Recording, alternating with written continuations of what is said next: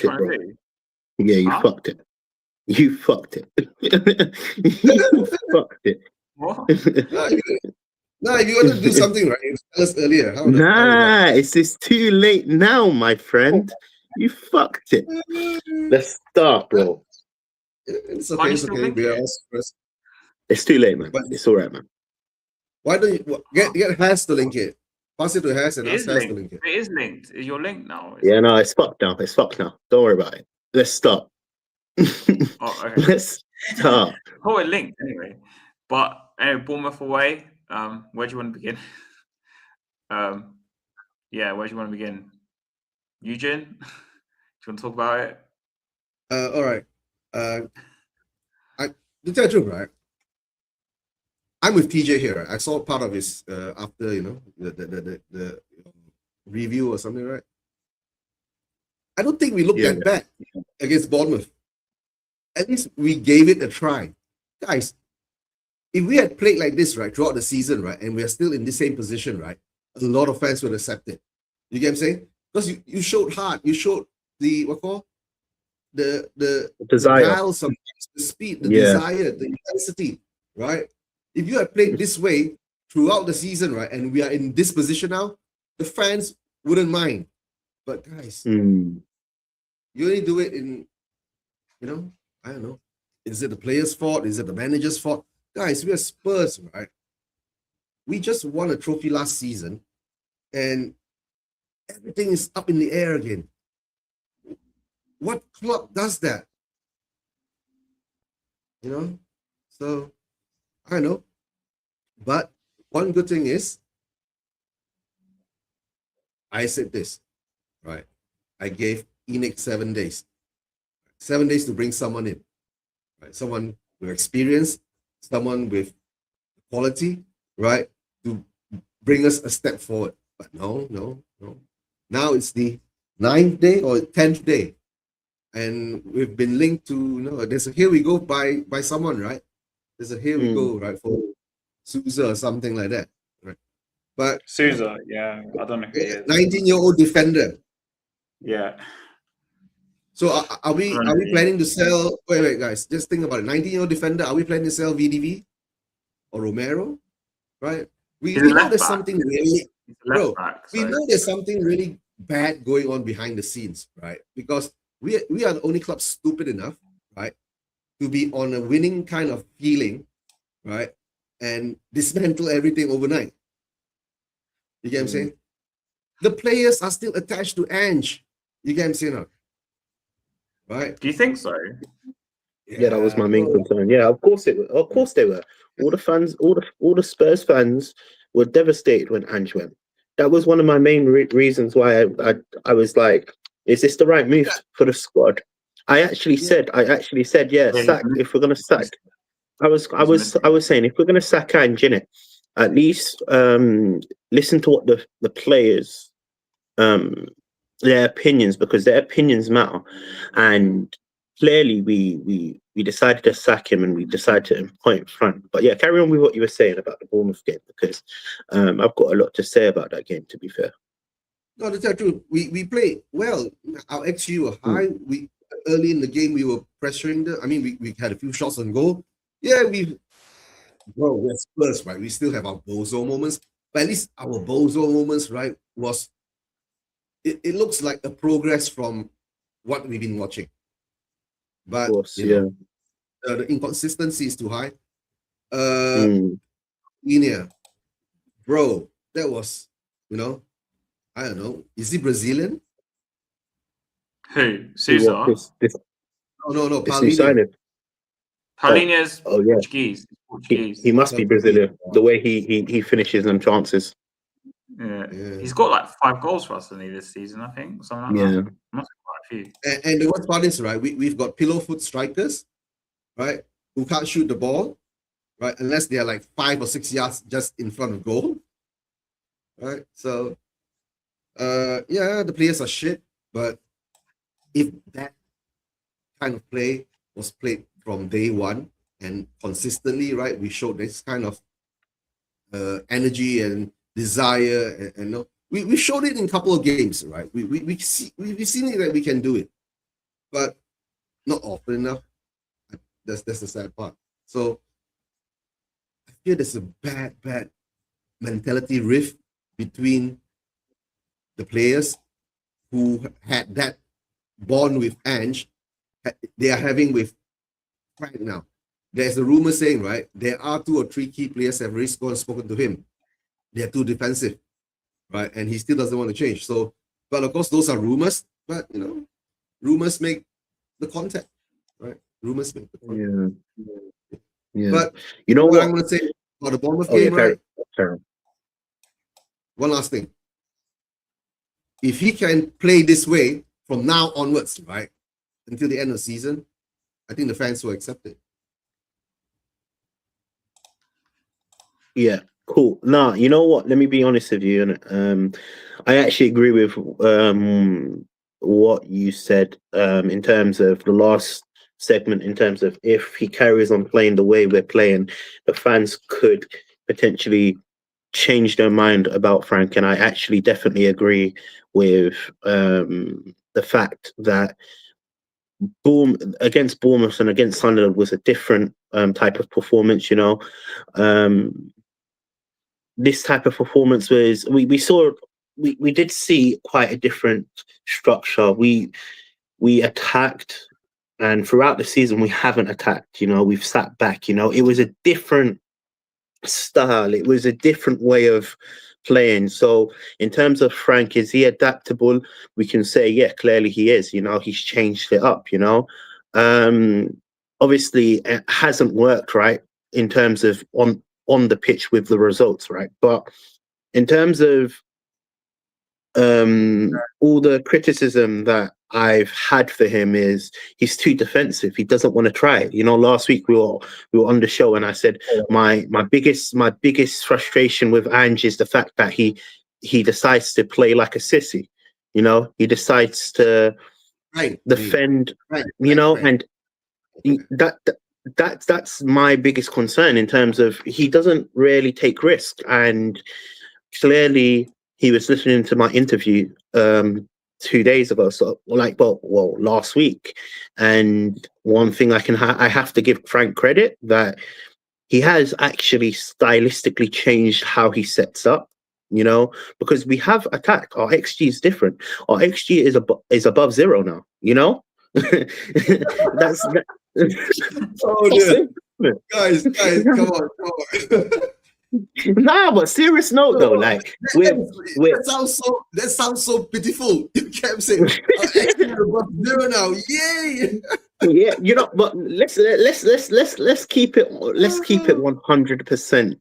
And I said this at the start when we were linked to Frank, and I said I didn't want Frank, and I made it clear. I've always made it clear I wasn't interested in Frank as a manager, and I just didn't see the purpose of bringing in a manager if the plan is to go for Poch. So you might as well have just given Ange a season, But obviously we went with the direction of bringing in Frank, and now we're gonna have to go with it. And I don't even think sacking Frank in this crucial time will fix the major problems within the squad, because look, we know there's massive problems. It's above Frank. In fact, any manager that actually comes to Tottenham will have to deal with these problems.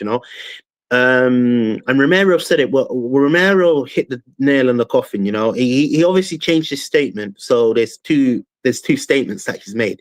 He said lied to, and he took out lied to in it. Yeah, but we'll talk about that later. But we're talking about Bournemouth, right? The game was just, look,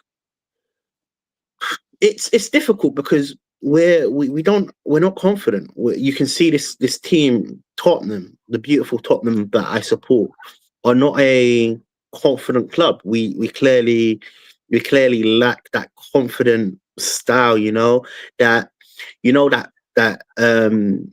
what's a good word for it? To tell the truth, right? To be honest, right? We are a chicken shit club now. Yeah, we are.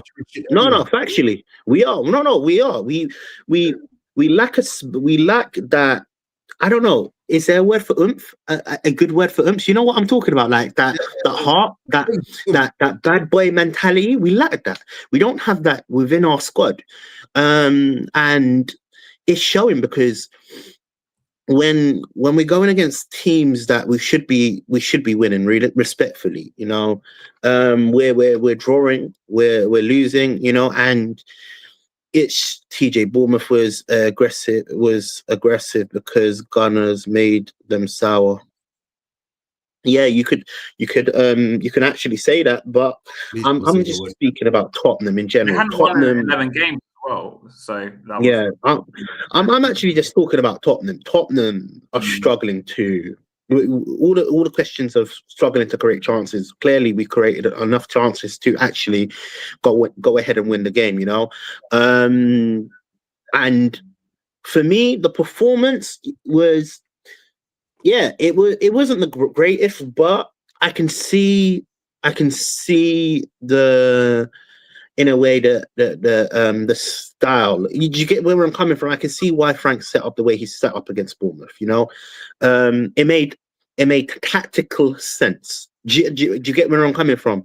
Because if I was managing Tottenham with the players that I have, you know, I thought the lineup was the correct lineup. Look, a lot of people would have questioned the midfield, right? But realistically, we don't have any ball sorry. Oh, sorry. You're just please stop.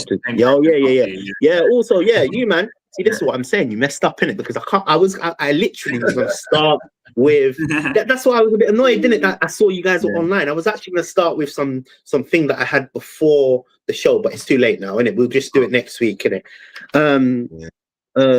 Sorry, I lost what I was gonna say. Yeah, no. Game actually. Yeah. No. Before West Ham, I'll do what I was going to plan to do at the start of the stream, innit? It doesn't make sense me doing it now because it just makes no sense. Like, it wouldn't make sense in the stream. But going back to the game, innit? In our midfield, we don't have any ball retainers, someone that can actually progress the ball from the midfield to the attack. And you do see it because whether it's Polina and Bentancur or Archie Gray and Bentancur or even Bergwall, you know, we don't have a ball retention player that can actually transition from the defense to the attack. So what you're seeing is our defenders actually making long passes and actual like for example Romero's wanted like pass the ball from the defense to the attack, which kind of like defeats the purpose of our midfield. Yeah, but the thing is that, right, Romero ain't no Vertonghen or you get what I'm saying? Exactly. I think Romero is really overrated personally, but that's just. We'll talk about him later. We'll talk about him later, right? So, it's more about his comments. Look. But Yeah. No. But look, but when it comes down to it, our midfield in terms of creating chances is a massive issue. We don't have any player like a Gallagher, you know, because I used to be against this Gallagher signing, but now look at it. Look at our club. We don't have any midfielder to progress the ball. Our midfielders are just lost. Do you understand? It's either they're defensive and it's affecting the balance of the Tottenham squad because realistically, when you do lose the midfield battle, it's a big circle inside the defense. And you see, like, we have players like Polina that is good at gaining like possession and making the hardcore tackles, which you need that in a part of the actual structure. But when you're pairing him with Bentancur, for example, they're basically two similar players. Once they get the ball, what do they do with it? Nothing. So it nullifies our midfield. So our midfield battle is always lost. Against any team, we lose in the midfield. It starts from the midfield. And another thing that is really frustrating about the way Tottenham is playing right now, and again, I'm going to speak on this guy's name because I clearly don't want him in at my club. This is not to do with solely Bournemouth performance, but just overall the keeper situation. when you've got a keeper that struggles to kick the ball out, it causes a lot of problems to our midfielders, our defenders. You know, Vicario's passing is absolutely awful. You know, like let's keep it very real. Yeah, Lloris was bad, but Vicario is horrendous. You know, I would rather Lloris in the back of the net than Vicario. And this is not me hating on the player. I just feel like we need to step up in quality. That's my opinion, because when the ball comes back to Vicario, it's always a nervous action that he makes. Do you realize he either divings on the ball or he takes too long to actually pass it out? And really and truly, the goalkeeper should be really the relief. Do you understand where I'm coming from? When a player is on, when a defensive player is under pressure, that's the extra option. It's a very simple thing, right? If your goalkeeper, right, is already jittering when he has the ball, that jitter goes through the whole first 11. You get it, because they're already afraid that you don't know what Vicario is going to do. You get it, he can't ping the ball to me, and half the time, if you play it around the back, you'll get into trouble because we get pressed, right? And we don't know how to get the ball out. That's the problem. Midfield, I understand. You know what I'm saying? The only thing is that's why I keep telling you guys, right? Every time I see a lineup, I'm confused. You get me? As a manager, you should know how to pair them, like you were saying earlier. Sure. But it's what it is, right? So, go ahead. Sorry. Yeah, sorry about it. Yeah, and just the last thing I'm going to say, because I've spoken for quite a while. I also feel like this is a very good opportunity for our less known attackers like Teletubby Tell. And you look, he had ultimately a good performance, because that, you know what, we need to give these players more game time. That's one thing that I criticize with Frank. He hasn't been using what he has. Yeah, our squad is bad, and I'm not saying we have one of the best squads. I'm not saying that, but you have to actually use what you've got. Even like up to our strikers position, we've got Dane Scarlett. We've got players there. We have to use what we've got, and I'm not saying they're going to make a massive issue, but you see, when you rush players like Bergvall back, and you got criticized for rushing the players back. So we have to have the same energy, you know, because clearly Frank doesn't trust our squad. He has clearly his favorites, you know, and it's shown. It is shown. And yeah, that's all I'm going to say in terms of everything I took. If you want me to deep dive into like our goals, you know, we can speak about that a bit after. But I want to hear what has to say about the performance. Yeah.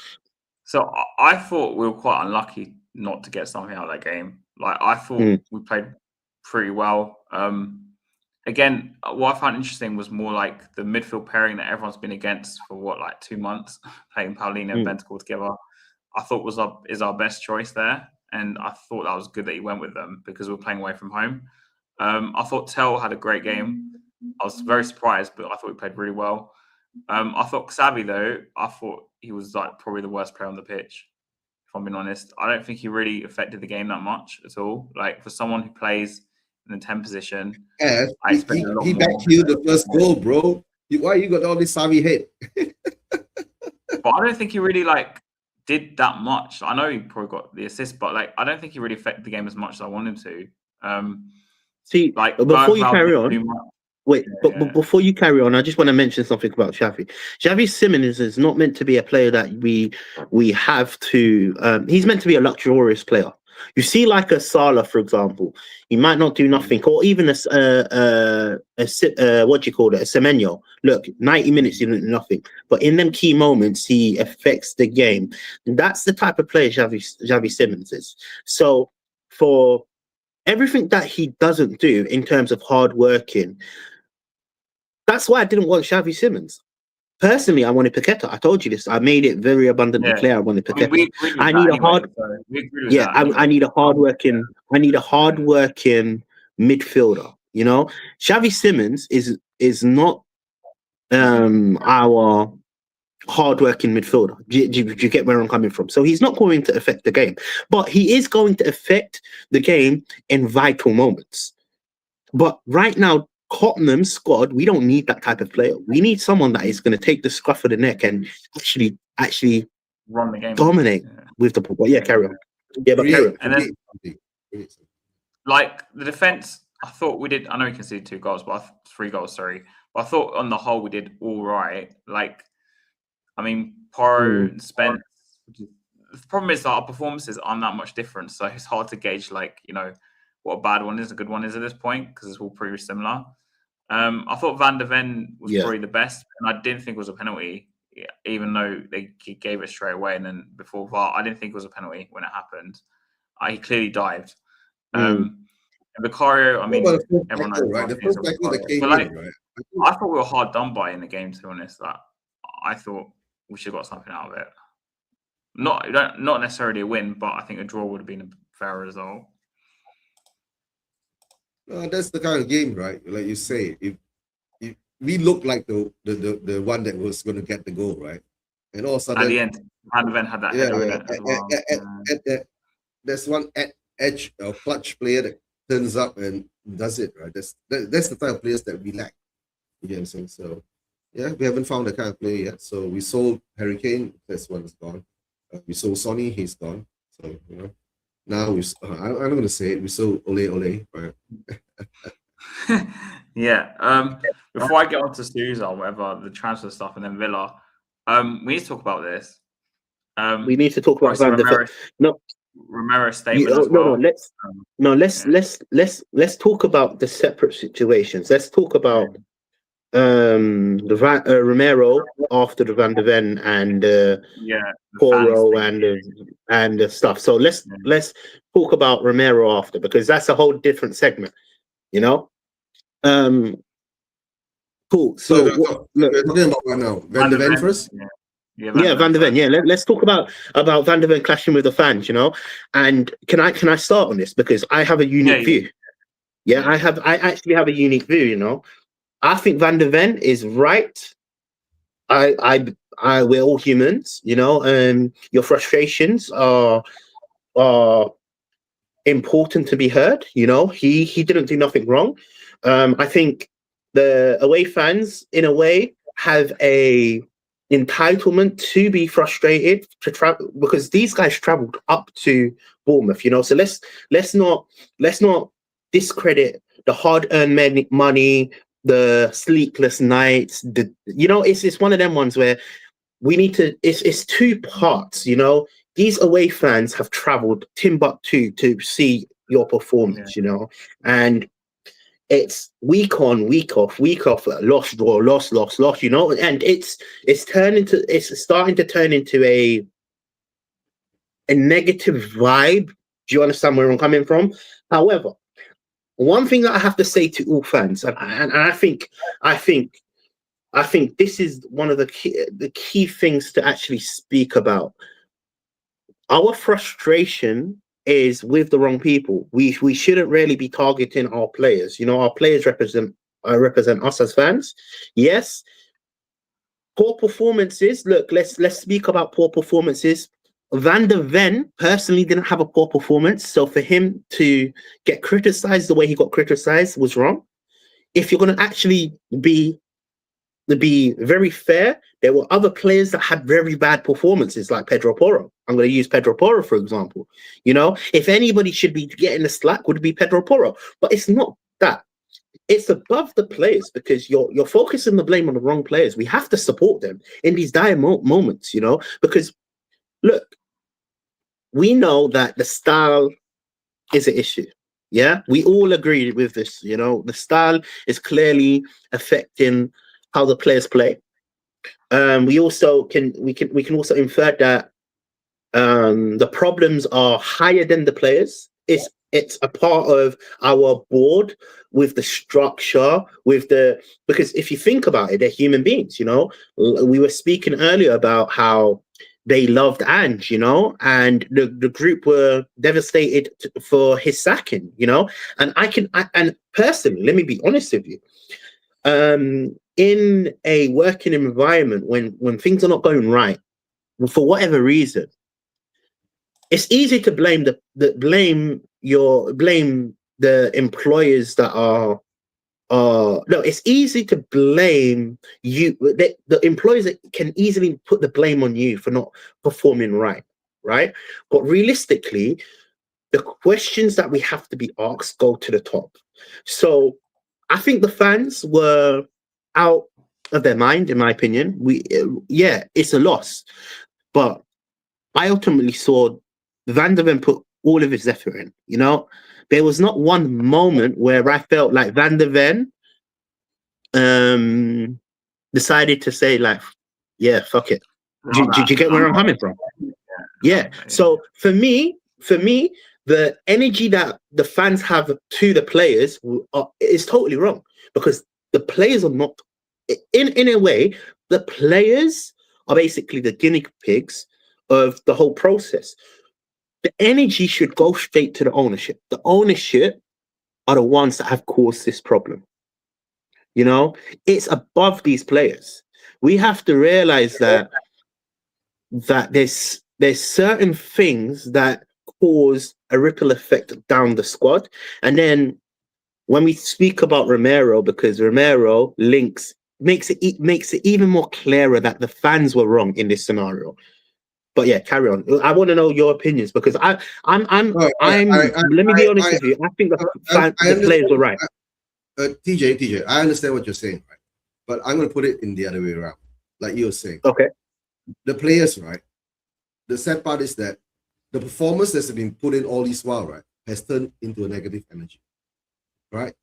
The fans that go in and out, away, home, also part of the in and outs and all that, right? I think one thing we're lucky is that we don't have ultras anymore in the English game, right? You remember the ultras in Italy when the players were screwing up, the players had to go and answer to the ultras. You know what I'm saying? We don't have guys here. So these players, to tell the truth, they should understand that too. You know what I'm saying? They are the ones who are being paid the £100,000 a week. I agree. A week, bro. The guy that you're arguing with up there, right, is earning maybe what? Less than triple. You. Yeah. It's true. So there is a frustration there. I understand, right? But when you say yes, we all know, right? Yes. When that kind of frustration is at that period, at that time, you get me, and you get caught into it. It could go to anyone. It has happened to everyone, right? Especially at Spurs. Right? I agree with you. We've been divided. We've been divided, right? All this while. You get what I'm saying? We've been divided all this while, and we'll be divided, right? How would I say it, right? No matter how bad it was last season, right? The away fans never that much turn until, we've had our skirmishes and all that, but somehow or another, it's turning real bad now, right? Because the players are getting too involved. You get what I'm saying? The players are actually getting too involved. And for what I was going to say, I actually agree with everything you've said. Like I said, I understand from a fan's point of view. You pay your hard-earned money, and you expect a better performance. You expect more passion. I agree. You expect that. However, this is where I feel like the frustration is lost in translation, because realistically, our energy should be focused on the owners. Our owners have failed us for 25 years. And it's not just this year. It's not like last year. It's not the year before that. It's not the year before that. It's not the year before that. It's 25 years of mismanagement, So it stems from the ownership. If anybody should be called out, it should be the owners. Realistically, because DJ, that's why I've been manager don't care. When Ange, after the last time when Levy came and said we got a Tottenham back, that's when I really know. Before that, I really knew, right, that we are going to get conned. You get what I'm saying? We're going to get stuck again. We're going to get into this process again. Because like what you said, 25 years. So that's why my anger is not at Ange, not at the players, right? My anger now has to be reflected towards the owners, right? The fan base must understand this. That's why I said I have standards, right? My standard is to win the league. That's why Romero, VDV, and all these can go and argue with the fans, fight with the fans, whatever with the fans, right? In the end of the day, the club will still be there, but have we improved? See, that's the key. That's a very key. You hit the nail on the head. That's my stuff. I have standards as well, and I've ultimately realized that it's not the manager. I've said this already. Sacking Frank won't change the problem. I've already said that. That don't mean I'm supporting Frank. So let me make that clear. Sacking him does not change the scenario, but even keeping him that doesn't change the scenario. Realistically, the problem stems by the owners. Now, for a player like Van de Ven, we're obviously going to talk about the clash, you know. A certain fan has obviously said certain things to Van de Ven. But in my honest, humble opinion, yeah, and I know how I act. I'm from the hood, innit? You know how it goes, innit?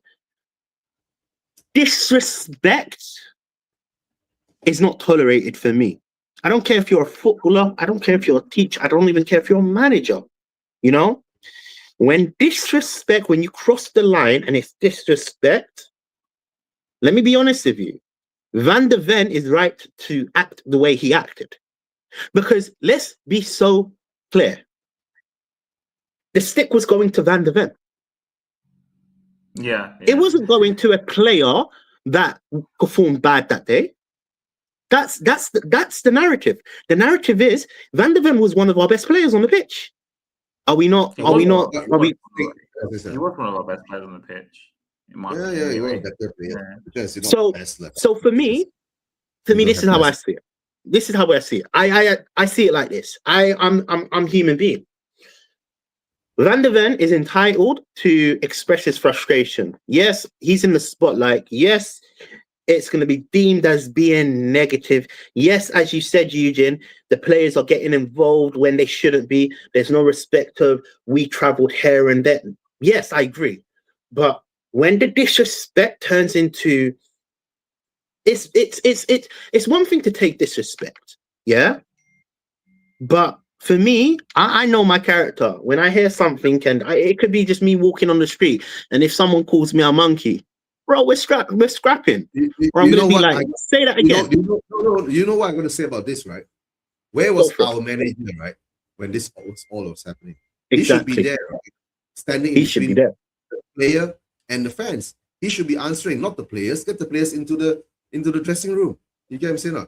So where was our manager, right? That's my question. Why wasn't Frank? But this is why. I mean, in the end, it ended with Paulina diffusing it, right, or something like that. But this is why I wanted. I mean, it was never going to happen. Also, I wanted a Dyche type manager. I mean, he's gone to Forest now, but because I thought we were going to be in this sort of situation, maybe because we did finish 17th last season, we did struggle a lot, and we didn't really. I didn't expect us in the summer to go like ham by like 7 or 8 first teamers. We were lucky to get 4, and 2 of them were loans. Like we know how Levy, like Enoch and Levy, whatever, Levy was still there, work, right? So that's why I was more pushing that. But it didn't like we're going to get someone like Dyche. But for me, in terms of the situation, I kind of am in 2 minds about it, because I kind of with you, TJ, in terms of like with the human standpoint, like. Van de Ven has every right to say something back, because, I mean, if it says something disrespectful, then, like, he should say something back. But the problem is, I think that scenario was just like a manifestation of what's going on with us. Like, we're literally in civil war. I think the club inside, not us, exactly. not us. Divided. That's what the club has done. They purposely divided us against them. Like. We're in civil. Fans might be in civil war as well. I mean, I don't know. I don't. No, but the civil war. See, this is the issue. Sorry, I'm gonna let you carry on. The civil war is correct. We are in civil war, but the frustration is focused at our players, not our owners, and this is where I'm against. No matter why it's all focused on our players, because us YouTubers go on YouTube and tell everybody in the world that our players are shit. And see, that's an issue as well, because we're a part of the problem. It's true. And then they'll complain, where are the first team players? That's what our fans do, man. They sit there and say Bergval's the next, I don't know. See, and Naz, can I ask you a question? Yeah. Can I ask you a question? Because obviously me and Eugene don't really go to games as much as I haven't. Yeah. I went to a game recently, but we don't have our season ticket. Yeah, but we don't go to games as much as you do, innit? Yeah. I don't go to games at all. yeah, you're on the other side of the universe. Yeah. But in terms of like, this is why I want to direct this question at you, Has, isn't it?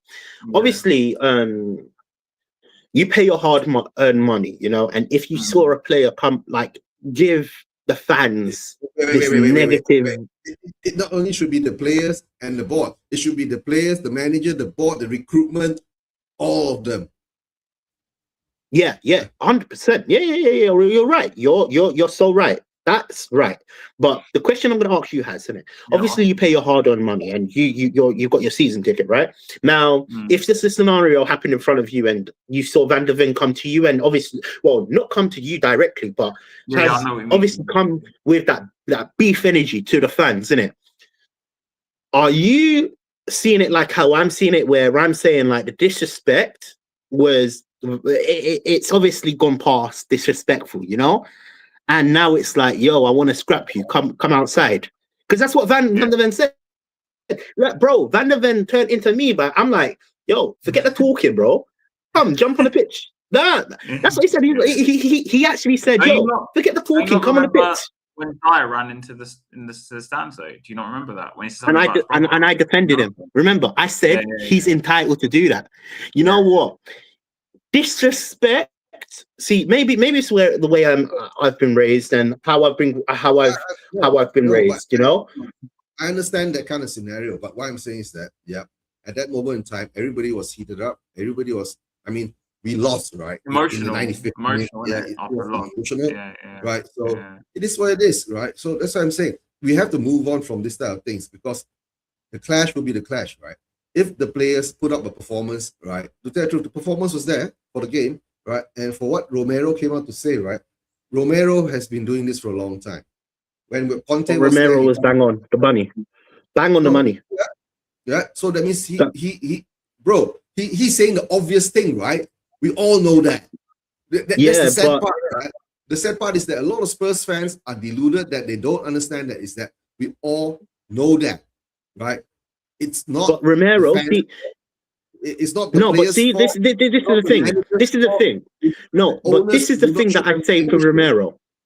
No, but this is the thing that I say for Romero. You know, he was bang on the money, because after all of this craziness between Van der Ven and the players and the fans and it was happening, he said it straight away. He says, "I'm sorry." You know, he said something on the lines of, "Look, I'm summarizing. You guys have obviously read it, you know, but I'm summarizing." He did say sorry. We've heard 100 sorries, right? But he also said, it's not just for me to say sorry, it's for certain people to also say sorry, right? He said it clearly. And then he also said, they have been lying to us. Which also tells us that the narrative that a lot of people are throwing the players under the bus, when yes, some of them deserve to get thrown under the bus, because some of them, their performances is all, they clearly don't want to be at Spurs. So TJ, I think I come to the conclusion. Romero has found out that Vina is still Gunnar and he's there to sabotage him. That's the lie. Nah, you know what? I see it in a different light. I see it like this. I think Romero spoke up in a vital moment, because Van der Ven just had beef with fans, right? Now, as a captain, and see, this is the thing, whether you see it as a Conte moment, because Conte, let's make it clear, Conte's statements were all true. Everything that he said in his statements were all true. Wait, he didn't lie. It was true until last year. Last season. Last season was true until last season. Yeah, right. That's right. That is right. 20 years. 20 years, yeah. Have not won you anything. Yeah, it was true until last season. But what I'm trying to say, when Conte done what he done, and they sacked him for what he done, and he said it was all true. I'm using everybody's saying, is this a Conte moment? No, I'm saying it like this. Romero is saying, yes, we are to blame. This is how I took it. We are to blame. He even apologized. He said, listen, I'm giving it all, or something like that. If you read it out, he's saying he's sorry. He didn't say, I'm not to blame. He said, I'm to blame as well. But the blame is not solely on me. And for me, he is speaking facts. For me, Romero, he's our captain. And I think it's so important for someone like our captain to stand up and say what he said. Because for me, it's gone toxic. It clearly is. It's clearly toxic. Nobody's happy. Everybody in the Spurs community is frustrated with our ownership. I actually believe right now is a vital moment for us to get these fools out. I think we need to bring back the protest. The protest can only change all of this. Over there too, right? The Enid family have failed. Have failed. They have failed so many years after year after year after year after year, and we keep giving them leeway. And realistically, nothing is changing. We thought getting Levy out, and remember I said this when we got Levy out. My biggest fear is the fact that I got the wrong person out, because in anyhow, I feel like we obviously Levy was the face of the club. Yeah, look, I had the energy. I want to Levy out as bad as you guys. Yeah, but my biggest concern is if we get Levy out and he's not the issue, we have a problem there. We have to change it now, bro. Okay, I'm going to tell you this, right, before I go, because it's going to be 2:30 here in Malaysia, right? This is my turn to say it, right? Whatever has happened, right? Like what we all said, that the energy is focused in the wrong direction. Romero has come out to say it, it's the fact.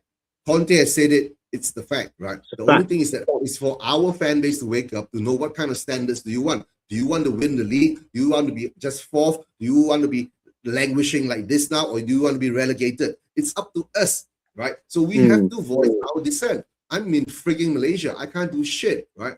The only thing I usually can do is, right, when there's a protest, I'll put it on my channel. And thanks to guys like you, Has and TJ, if you guys are there, you come on live, right, to show it off, right, for the Spurs, Asian Spurs, them to watch. Whether they watch it or not, I'm not sure. If they watch it, there are a lot of people who understand the scenario. We all know the owners are the problem, right? But the thing is that we all will always say this, right? Bro, it's taken me 5 years. It's taken us 5 years to get Levy out, right? Just we all knew, right? We all knew the problem wasn't Levy, it was Enid. The test was to see that whether we can succeed in getting Levy out. If we can get Levy out, right, that means we have pressed some right buttons last season. But last season, the scenarios pressed that button until the end for us. It played all well in because we were losing games all the time. That's why I keep thanking Ange. You keep losing, right? You building up the Levy out falling, right? That's what he was doing, right? So that's why I thank him for that, right? I'm thanking Ange for actually getting Levy out for us and winning us a trophy. Right? To be fair, it's right. You are right. 5 years to get Levy out. We knew Enid is harder to get out because they own 80% of what 80% Enid owns the whole shebang, right? Then it's another 70-30 or some shit like that. So they are Levy owns like 30% of Enid or something, wasn't it? Something like that. So we have to focus now on Enid out. It might take us another 5 years. It might take us another 10 years. You get what I'm saying? Right? The only thing is that we must keep up the fight and show that us fans, we want standards. We need, right, to see things with our own eyes, right? This transfer window is the best chance, right? If they go out and sign a D'Souza, a 19-year-old defender, good for you, right? Another potential. We are not Chelsea, right? We are not Binance FC, right? We like hedging on crypto, buying and selling players, right? With a couple of $1 billion as spare change. You understand? We must figure out how to run this ball game. And to tell the truth, the Lewises, I think after what they've seen, the real money, I think they're shitting in their pants because they will at least have to pump in at least 500 million pounds of their money to make this club, right, reach back to the standards, right, to bring us to top 4. That's all. And that's not even challenging. They're going to spend more money if we're going to challenge. But if we as fans don't have that standard to challenge to want to win the league, then we'll be stuck at where we are. Win a couple of trophies here and there in about 17 to 20 years, 1-2 trophies. Do we have that much time to do that? Right? I'm frigging waiting another 15 years to see my next trophy, bro. I'm 58 now, right? I'll be 73. I might not even be here by then. Right? So all I'm gonna say now, focus is very simple. Must show our owners our dissatisfaction. Simple as that. Like I said, the drum of eating out started to beat, right? The drum. No, I think no, you're right. You are definitely right in terms of we have to. TJ, I think there's a. Hey, Fred. Phil's coming on. Hey, Phil, you're right. I'm good, man. How you been, my friend? How you been? Good, man. I'm good. How you doing? Nice to see you for the first time, TJ. Happy New Year. Nice to meet you, man. Nice to meet you. Yeah. Well, what we're talking about now, Romero. We're talking about Ram Man Romero. I'm doing my closing statement before I make a move. Okay, right? okay. I'm just saying we have to focus on ENIC out now. That's all. Right? If ENIC doesn't show the ambition that I want is winning the league, they have to go. Right? So big up Phil. Right? Good timing. Right? As I take off. Good substitution. That's what Frank needs to do, man. Frank needs to make some substitutions like that, man. Just like. All right, guys, take care. Right. See you later, my bro. Are you doing a watch along? Yeah, tomorrow. Oh, sorry, guys. Yeah, tomorrow I'll be doing watch along for the. And my prediction for Aston Villa. We're home. 5:45. 5:45 English time. Yeah, 5:45. That's about 1:45 for me, so it's still quite okay, right? Yeah, 1:45. Yeah, that's been a long day. Yeah. Is it right? But thanks, right? Don't forget subscribe to Hotspur TV, right? And into Spurs, right? And Spurs Vision TV, guys, right? And as always, see you later, man. Out. Beat the drum. Leave you out. Well, ENIC out, man. Yeah. ENIC out, man. Yeah. So what we were talking about was the Romero situation. What's your opinion about it, man? The Romero, all right. I'm going to say it now, yeah. Back in the day, yeah, players used to do they're talking with their feet, man. I don't like players coming out there in the press, yeah, and just running their business in the press. Yes, he had a point, yeah. That, and I said this to Has actually on Monday, that the club itself, yeah, tend to talk their big talk in September when the window's just closed, and when the window's open, they seem to do a runner and they seem to be missing.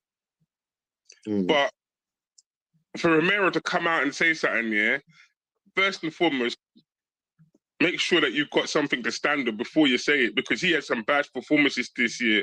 What if the board had called him out for some of his shocking performances this year? Look at the Liverpool game, for example. Yeah, look how he got himself sent off. That's not a captain material there. There's young players in that team. They need leadership, not somebody to go off the edge and get himself sent off. That's not it. So the question I'm going to ask you then, obviously you've seen what he's posted on his Instagram, and he's called out the ownership, and obviously I'm in agreement that he actually said everything that needed to be said about this ownership. You know, he actually took he even said sorry, the performance wasn't there, but he said there's other people that need to speak up. Do you feel like this is going to cause drama within the hierarchy? Like, what do you think is next to Romero's career? Do you think now that's the Conte? A lot of people are saying it's the Conte effect, and this is it for Romero. Well, first and foremost, it's more difficult to get rid of a player than that. He's a manager. A manager can just pay off in it and get rid of them. If they start pinning them up against the board, you can get rid of them. A player is a different concept there, because you're looking at having to get a bid for that player to get the player out. That's the problem with the difference between the player and the manager. But I agree with the words that came out of his mouth. It's just the timing of the words that came out of his mouth for me. There was no need to do it there. and to air the dirty laundry in public. But this is Spurs, yeah. Spurs have more drama than EastEnders. I'm sorry, I've always said this. There's more drama going on Tottenham Hotspur than an episode of EastEnders. It is so every week we're expecting a drum roll at this club. This is how bad it is. Yeah. Yeah, you know, you are right in terms of the timing wasn't great, the greatest. I see. I'm a bit different because I feel like we needed this to happen. You know, I felt like for so long nobody has spoken up about how poor this ownership is. You know, for 25 years we have been run down, and even up to like last season, like. Well, the only other manager I can think of that like went at the board was obviously Conte, and you saw how that ended, right? But for Romero, I felt like his intentions were. Oh yeah, go for it. Can I correct you, mate? Go for it. Before Conte, there was Mourinho, and there's a statement of Mourinho that I do love to say: different managers, same players, same result. So if you can change your manager, if you bring in this player with the same quality, then they'll have the same results that you have with the next manager. Other managers. Yeah, right. True. And that is Mourinho. That is a quote from Jose Mourinho, and that's before Conte came into the football club. And I even go back to Pochettino. When I asked for washing machines, they gave me tumble dryers. Yeah, I remember that. So they have called out the club before. You've just done it in a more diplomatic way than Conte. Conte just done it out front, but you know what? Yeah, but you know what? Sometimes you need to have that like bad man vibe in it. You know, sometimes you know what? I'm from the hood, innit? Yeah. So maybe the way I process things is a bit different to most people, innit? But my mom used to tell me like certain things, and it just flew through my head, you know. But you know what actually taught me was the belt. Sometimes you need to see the badness. The badness shapes who you are. And you know what? Look, I'm not personally, I don't have no kids, so I don't know how I'm going to react when I do end up having kids. But it shaped me to be the person I am today. So sometimes, look, I'm just using that analogy, yeah, maybe it's hard for the fans to hear it, because really and truly, it's one of the worst times to have all of this drama. After Van der Ven was clashing with the fans, the next minute Romero has done this statement. The next minute, all the squad have liked and post and agreed with Romero. You know, maybe this is the catalyst for change. I'm not saying it's going to bring change. You know, true change. Let's be so honest with you. True change is new ownership. Yeah. That's for me. That's true change, right? But maybe this is going to be a kicking the Enoch family's ass, because realistically, when you have a player, your captain calling you out, I'm sorry, but you man have lied. It's damning. It's damning, and maybe this is what we needed as Spurs fans. Maybe this is going to shape us better. Who knows? Well, first things first. Go on, Romero. I think part of it is like a all players thing, but I think part of it is also because of him. Because when he signed his new contract, he took away the line thing. I think it has something to do with the fact that they promised him something in terms of like players, money being spent on players, maybe and they told him, you sign your new contract, you become the captain. Because remember, there was a lot of doubt over whether Romero was going to stay or not. He was going to stay. Yeah, correct. They must have promised him something, and clearly he sees it as a lie, because they promised him, say, we're going to go sign world-class players, just as an example, but we're clearly not. And I just think that statement was partly that as well, and also because of he wanted to take the pressure off the players by. Just to add a little bit to what you're saying, and also, I also think it's ambition. Ambition as a player like Romero, because clearly he wants better. He clearly wants better. If Real Madrid came calling him for Romero, do you think he will stay? No? No. If Atletico could come for Romero, he would go in a heartbeat. If Atletico Madrid, yeah, Atletico Madrid is the one that I'm looking at. If they came for Romero, he would go in a heartbeat. For me, he's got no loyalty to Tottenham Hotspurs, right? And South American football in South America, yeah, there's a lot of Spanish football in South America is very popular. A lot of them grew up watching Real Madrid, so it's a popular league over there. So of course, so I would be expecting Romero to want to go to somewhere like Atletico Madrid. There was talking in the summer of him going to Atletico Madrid, but no bid came. And then they signed a new contract. And yeah, I agree with you. There were promises made to him. But this is ENIC, TJ, yeah? And ENIC have lied for a long, long time, man.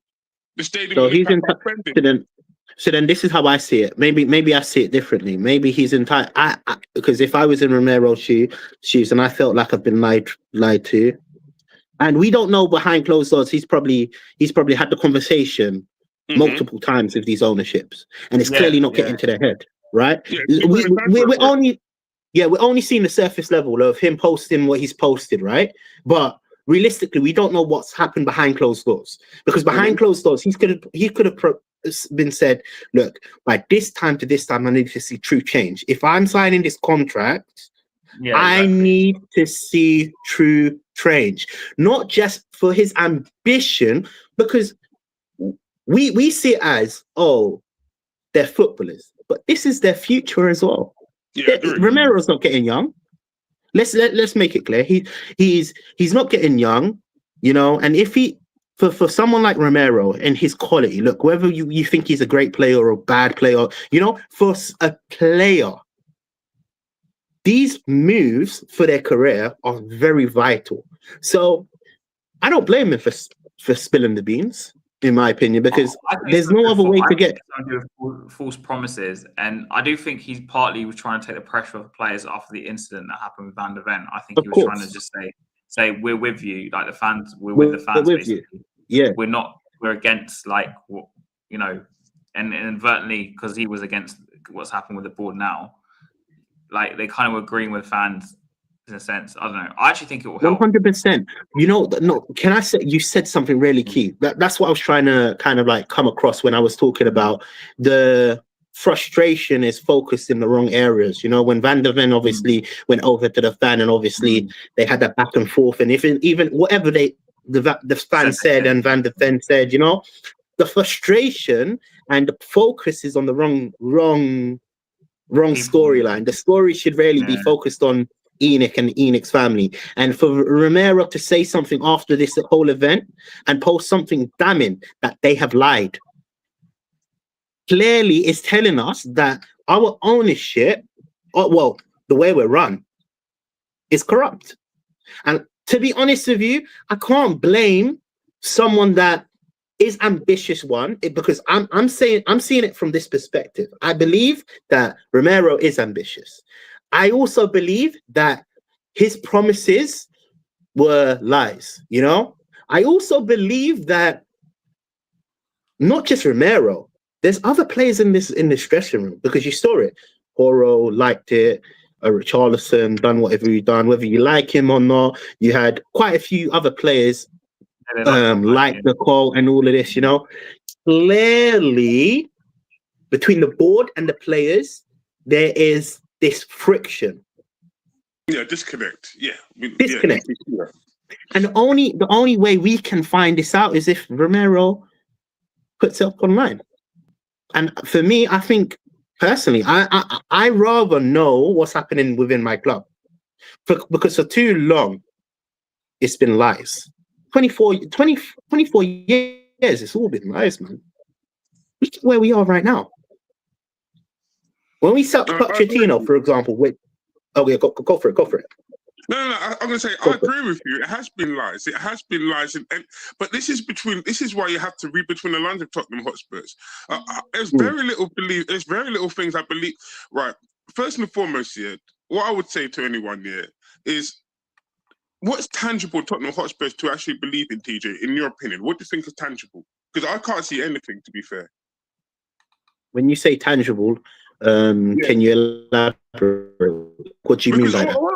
all I'm seeing here right now, TJ, is hopes and dreams. I hope this player can get to a certain level. If that person can get there, there's nothing that's tangible that you can say, look at them and say, well, your quality. There's no direction. There's nothing there. I look at the team itself here, TJ, yeah, and you must have seen me in other shows. I've said this multiple times here. This team is reactive. You can actually see some of the players here. They don't. None of them have the ability to put their foot on the ball and control the flow of a game. None of them do that. So when people say, "Oh, we don't attack," how come we don't play good at home? None of our players scream that they're good on the front foot. Yeah, true. And for me, that tells me that you're a counter-attacking team straight away. But this board doesn't know whether it's going attacking or defensive. They'll hire a manager, all right, and you can see it's a halfway house. There is no plan in the football club whatsoever, right? And I think it suits the board to have no plan, because if there's no plan here, they can basically charge the fans whatever they like without any accountability from them. That's what I'm looking at. No, I agree. And you said something very, very, very key.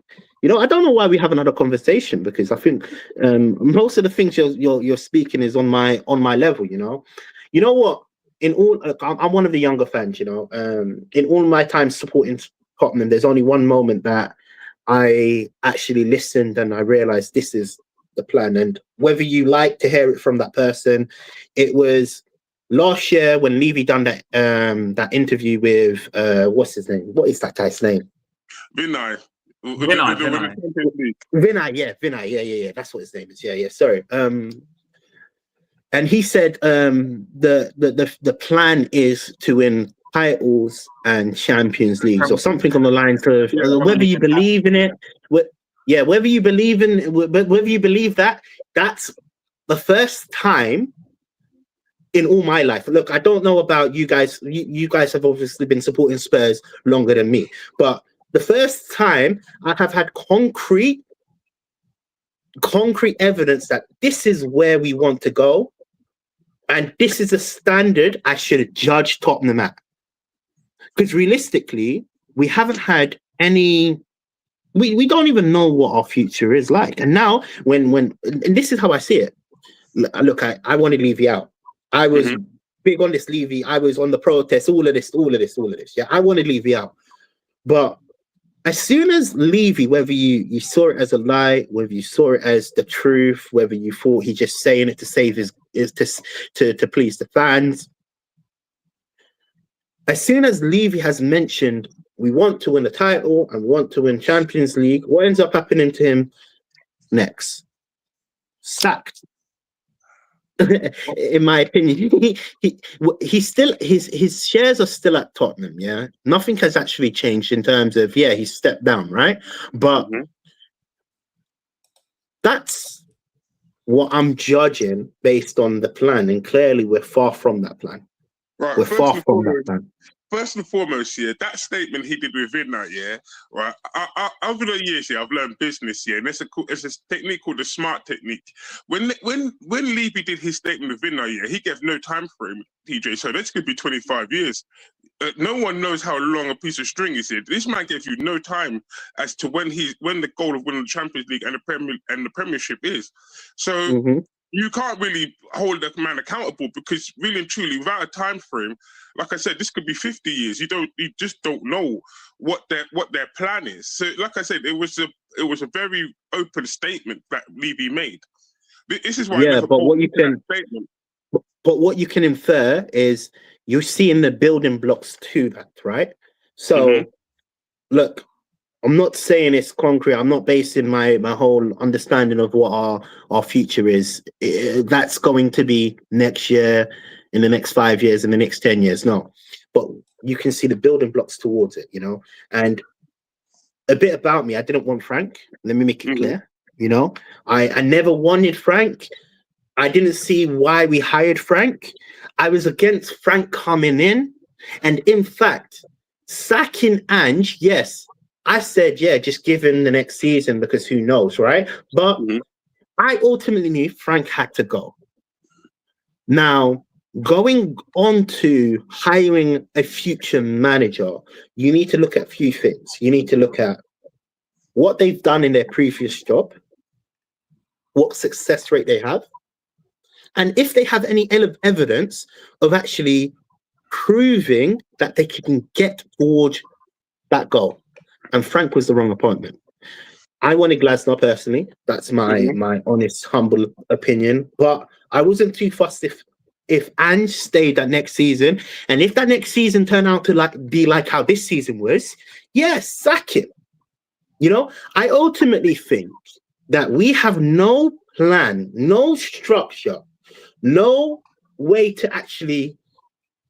I don't even know if we want to go for the top 4. You know, once upon a time when we were a club that had ambition, at least we thrived for the top 4. Every single year, our goal was top 4. You see my point? Mm-hmm. Right now, there's no structure. I don't even know if it's a cup club.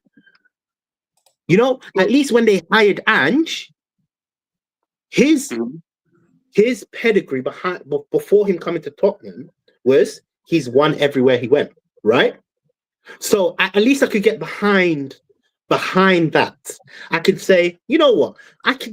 Look, ultimately, when Ange came in, I was a bit shocked. I was like, who the hell? Like, why are we going from? And then when I've done my research and I realized, yeah, he's won wherever he won. He's gone, you know, and it made more sense. Do you get where I'm coming from? Yeah. But we sacked Ange, so clearly cups is not what we're thriving for. So what is the plan for Tottenham? Right, first and foremost, yeah, if you look at the team, yeah, the team is mismatched with so many different managers that have been here before. But what I'm gonna say, yeah, is there's going to have to be a period of stability, TJ. There's been no stability in this club whatsoever for so many years. Right now, yeah, we've got so many young players here that need a coach and need somebody to someone to be able to coach them and lead them. That's what I'm looking at.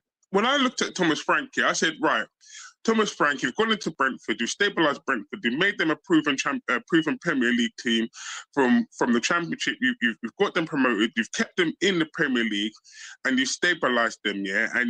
And they're set up for the next manager who comes along. If he goes along the same principles as you do, then you've got a well-oiled machine, and they can just keep going, right? When you look at Spurs, yeah, we've got. Like I said before, you've got attacking, defensive. You don't even know which style of football their owners want to implement. That's the problem. They don't have a style of football they want to implement. So they're hiring managers here, not based off what they can do, but their name.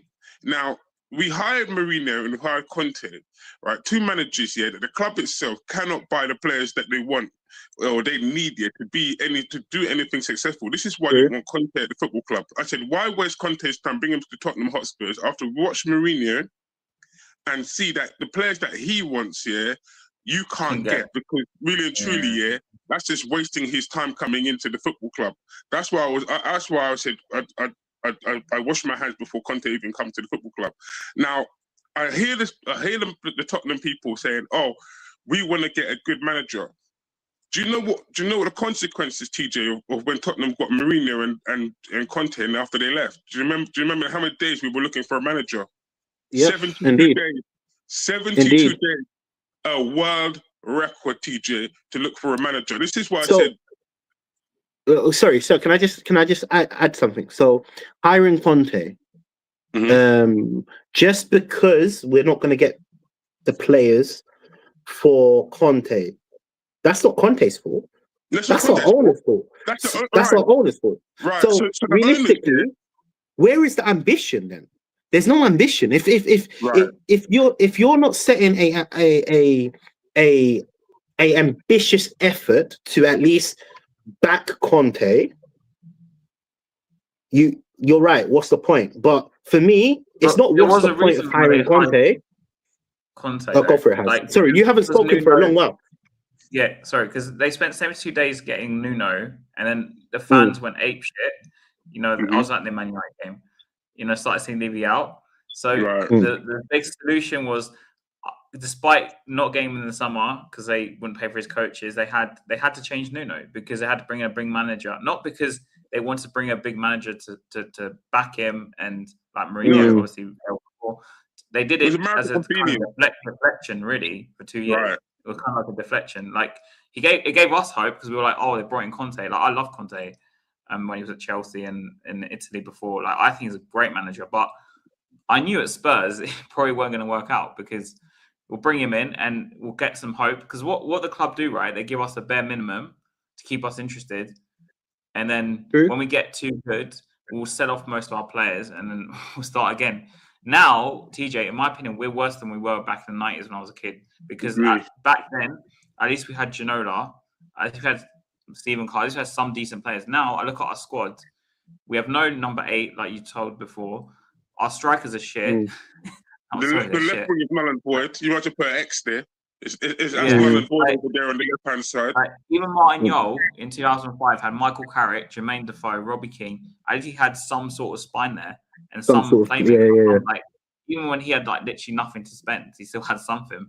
I look at our squad; we ain't got like might have Bergvall and Gray because I was arguing with someone on last word on Spurs in the group chat that was going on last night about this. He was like, "Yeah, we can play better football." I'm like, Bergvall and Gray, kids, bro. Like Sarr is not there. He's not that player.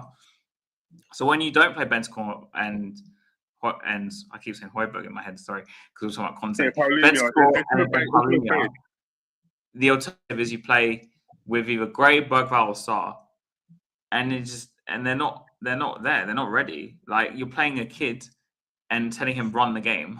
Like I don't rate Archie Gray, but I kind of feel sorry for him. I don't think Bergvall's like there yet, but I feel sorry for him. Sarr, I just think we'll probably have to sell him in the summer, but I just don't think he's there. And then also our left wing is a bunch of kids, and our right wing we've got one player. I mean, because obviously it's Sol Johnson. Like there's holes everywhere, and the problem is if you don't give the manager anything to work with. Like I feel like I look at our squad and there's nothing there. Like there's literally nothing there. We might have a decent defense on paper, like with Van der Ven, we're our best player, but our keeper's a clown. I'm sorry, he's a clown. Like we're in absolute shit. Like last season was just like we kind of papered over the cracks really with the Europa League win. I'll be honest with you, it was a paper over the cracks. It's true. It is papering over the cracks, but where is the ambition? See, this is the problem. So then when it comes down to it, sorry, can I just say something? You hire. I'm going back to the statement of hiring Conte. Yeah, it's not Conte's problem that the owners haven't backed him. Then this is the issue. The issue is the main problem is our owners. So we can't substitute nothing else. But look, realistically, if Conte is not getting his players, it's not Conte. I agree. No, I'm not blaming Conte. I'm just saying. No one blames Conte, PJ. This is the thing. I'm not blaming Conte. I'm saying the club do these things, bring in Conte, not because they want to back him or bring in Mourinho, not because they want to back him. They'll bring back Poch. You can say bring back Poch, but I'm not really going to believe they're going to back Poch. They're going to bring him back because they'll buy them 2 more years. Right. Because the fans will get brought back in. You know that phrase? It's basically a smoke screen, isn't it? Which one do you think you'll put out? They pull you back in, sort of thing, right? So when you think, the club's done, they brought in Conte. So then we're suddenly invested again because we're like, that's why I ultimately said at the start of the show. That's why I said at the start of the show, sacking Frank or keeping Frank is not going to make the difference. You know, so that's exactly what I've come to the conclusion on Frank. Even if we sack him, or even if we keep him. Carry on, Harry. Before Poch left, but since they knocked down White Hart Lane and then we sold Cole Walker, they've been put. We cut open the wound, right? In my opinion, and we put like a plaster on it, and then we cut it open again, and then we put a plaster on it. And now it's like a flipping long cut down there. The arms are coming off. I see it. We are all in agreement. We are actually all in agreement that no matter what manager comes into Tottenham, the problem is still going to be the owners. So, guys, as you are hearing me, and I keep screaming this, Enoch out, protest on. You will see me at White Hart Lane. Yeah. I'm protesting like I usually protest. I got Levy out. Now it's time to get the owners out. Simple. But TJ, my opinion for the next Spurs manager, has only one selection, and that's Dynamo the Magician. Because every manager that comes into Tottenham Hotspurs, at one point at the beginning, they always say it, man. They always say it. I'm not a magician, so I've just gone down the route of Spurs need to hire a magician, so you might as well get Dynamo to come in and rescue and do the manager's job, really. Because it doesn't matter who the manager is. The only successful manager in the time that I've been watching Tottenham, obviously I'm more younger than all of you, man, innit? You guys are legacy compared to me. But Ange Postecoglou clearly was the only manager to win something under this stupidity ownership. So clearly it was a big mistake for him to get sacked. That's what I've come to the conclusion. And then he went to Forest and he didn't win a game in like 10 games. Yeah, it's true. It is true. And we weren't playing Europa League this year, TJ. Last year we were playing Europa League. We finished 17th. If we finished to play in the Champions League, which is a harder tournament, where do you think Ange would finish if he were concentrating in Europa League, on the Champions League and tossed away the league this year? Where do you think Tottenham would finish, TJ? Luckily enough, 17th place, because there's 3 worse teams than Tottenham right now. That's what you're hoping for. But let me be honest with you, I'll be so honest with you. If we won the Champions League, I'm saying if I don't believe in it, but if Ange Postecoglou managed to win the Champions League, I don't care about 17th place. I just can't see Tottenham winning the Champions League, mate. I'm sorry, I can't see.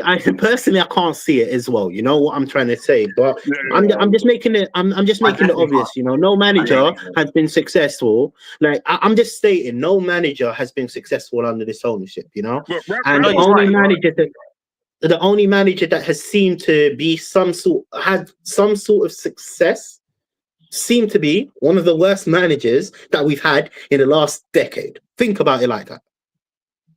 Ramos was successful, under this Ramos in 2000 was successful. But the problem with Ramos is in the summer that after we won the League Cup, basically Tottenham sold both our strikers, Robbie Keane and Berbatov in the same window, and brought in Fraser Campbell and Pavlyuchenko. So what a player Berbatov was. The club itself sabotaged my man. In that summer, this is what I said. I said you basically sabotaged the man before the season even started. So didn't we sell Defoe that January as well? I believe so, yeah. And then we brought him back under Harry Redknapp later on from Portsmouth. Because they sold. It tells you that the board have zero interest in winning, TJ. If they play Winners' Cup, it's irrelevant to them. Postecoglou is the second worst manager in Spurs history when it comes from points per game. The only one is Ramos. Just facts, fellas. No, listen, I'm not disagreeing with it. Look, you were there. I wanted Ange out. Then I said after he won the thing, we might as well just give him until Christmas to see if he can change it around, because realistically, he's a success under this stupidity ownership, man. Like that Europa League win is gonna last my lifetime, 50 years. The next time I'm gonna see a cup is when I'm 50. The next time when you see a cup, you're gonna be 70, 80, man. Or meet our maker already. One of those ones. We won't see Tottenham be successful, not under this ownership. So when I look at the ownership, all I can say is to sell up as quick as possible, because as a club, Spurs will not go anywhere under this ownership, because like I said, they're too indecisive, and it's all about the money. You can see there's no plan whatsoever when it comes to the footballing side of it. So for me, the best solution for them is you can't have a project manager because you charge too much as a football club. The fans ain't going to pay the top prices for a project where the manager's going to have to scale everything back, get really bad before he can get good, because he's got to identify where he's weak in the squad. And then you can't do a win now manager because the club itself isn't in there. Yeah, it's not ready. And 2, the players themselves don't want to join you right now because there's no direction in the football club. So then, what is left for you? If you can't have a win now manager, TJ, and you can't have a project manager, there is nothing left for you in the world of football. You might as well just sell up the thing and go. That's what I'm looking at right now. That's factual. Facts. You're right. The difference is, I hate to mention them to compare us to them, but the only thing I think of is Arsenal. I mean, God forbid they win the league, but what I'm saying is when Arsenal brought in Arteta, I think a different scenario is Wenger was there for 20 years, right? They brought in Emery. Mm-hmm. Emery didn't succeed, so they thought we'll go for a project manager, okay, in Arteta, because he's really a project manager.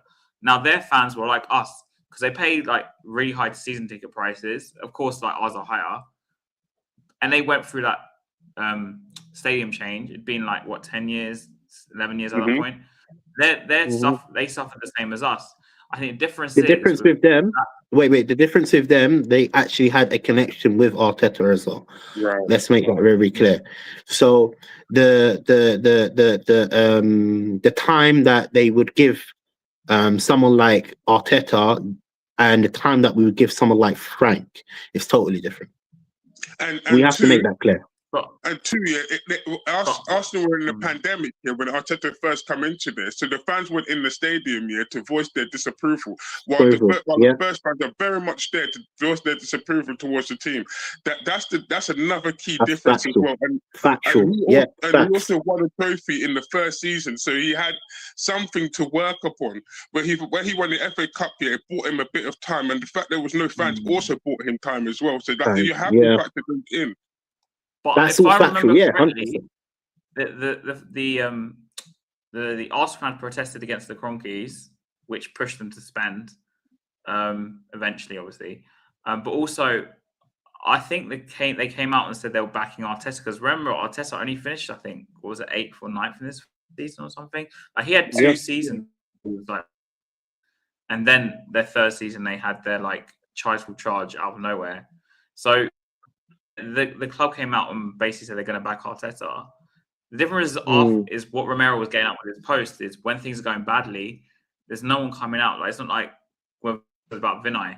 He's not coming out and saying we're backing Frank. We're going to go sign a couple players to help him through this bad spell. For example, I don't know. As an example, right? But they're quiet. When things are going well, they speak. When things are going badly, they go quiet. That's what he was saying. So the difference is with Arsenal was their owners, I'm not saying they're the best, came out and said, we're backing Arteta, right? Our owners are quiet. When things are going badly, they're quiet. They don't say nothing. Yeah, and you know what? Can I mention something? Talking about Arsenal in it, even if I wanted to give Frank time, even if I wanted to give this brother time, this brother was caught drinking out of an Arsenal cup before the damn game. Like, if that don't scream, sack him now, then I don't know what screams it. Because for me, I actually feel like that's a massive look. It might on the surface level of how deep our problems are, it's over here, right? It's below surface. Realistically, you shouldn't really be, and like it's only a damn cup. No, but for me, Arsenal, it's like on our enemies, our ops.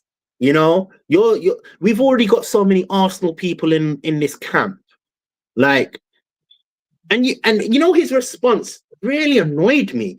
He was like, "I didn't realize." Like, come on, man! Like, you realize these small things if you knew what it was to be a Spurs fan. These small things. See, this is the difference when I was talking about they have a connection with Arteta. Arteta knows what it is to be Arsenal. Frank doesn't know what it is to be Tottenham, personally. So if we're going to go with a project manager, and ultimately if Frank will, if the owners choose to sack Frank, because realistically it's turning into a fact. It's a fact that we're not improving. We're not, clearly. I think the only manager that could come in and maybe reconnect with the fans, balance, the Frank out, the Frank in camp is Pochettino. Yeah, it's Pochettino. Thomas Frank here is a coach here. How much time do you think he's had on the training pitch to coach this season, TJ? Because really and truly, you have to factor here. He's playing 2 games a week. So we're playing Wednesday, Saturday, Wednesday, Thursday. So he's had hardly any time here on the training pitch to implement his philosophies. So as a coach here, I don't expect him to coach many players this season, seeing that he's been playing games most of the year. So I would put that one back. And 2, with Pochettino, when he came in as a coach here, it took him months to implement his philosophy and his style of play across to the players. At the beginning, we were absolutely awful at the beginning. It was only after the Aston Villa game where Harry Kane scored in the last minute with the free kick here that turned it around there, and then we started to uplift. When Thomas Frank came in here, I said that Thomas Frank is a slow burner because he only need time on the training pitch. The problem that we had there, right, is that because we won the Europa League, we qualified straight for the Champions League. So this poor manager doesn't even have time on the training pitch to implement any of his styles or philosophies on the players. And the players were brought in. This is where I say the club let him down. The players were brought in late, TJ. So so the pre-season was essentially wasted. The problem with Tottenham here is that they're so lapsadaisical. They do their business from the last week of the window. It's like they waste the whole summer, and it's the last week of the window they decide to pull their finger out. And then we signed Simmons in the summer, and we signed Mawani. Both of them, were panic signings because we didn't do what we were supposed to do in the beginning. We didn't buy what was needed. So Tottenham ended up panic buying, and bought those 2 players in. They didn't even look and see if they fitted Thomas Frank's system. It was just like, look, there's your players, get on with it. None of them solved the problematic position on the left-hand side. None of them solved the problematic position as left-back, because even before the season started, we said Spence can't cover the left and the right at the same time. We had Doshi on the left-hand side and Poro on the right-hand side. Destiny Doshi is injury-prone. So therefore, he cannot... So if Jesper's covering for Spence, the Spence is covering for Adoshi. Who's covering for Poro? So the squad was a week for a morning. So I'm looking at this and I'm thinking, I can't blame Thomas Frank for that. This is negligent from Lange, negligent from the technical directors. They're supposed to support the manager and put in the players that he needs to be able to implement some style of play. The thing is, I don't think he will be given time. That's the honest. My honest opinion. And I generally don't feel like that the players are buying into the way we're playing as well. And you will say that he needs time to develop these players and make sure these guys are playing the style, but damn, who the hell's that? Oh, it's a picture, it's a backdrop. It's a backdrop. I was thinking, what the hell? I just looked down and I was like, damn, like what has it come to? Back to what I was saying. I don't think we will. I don't think Tottenham will give Frank time personally. And that's also an issue. That's the issue. We have this issue because I don't think there's no time.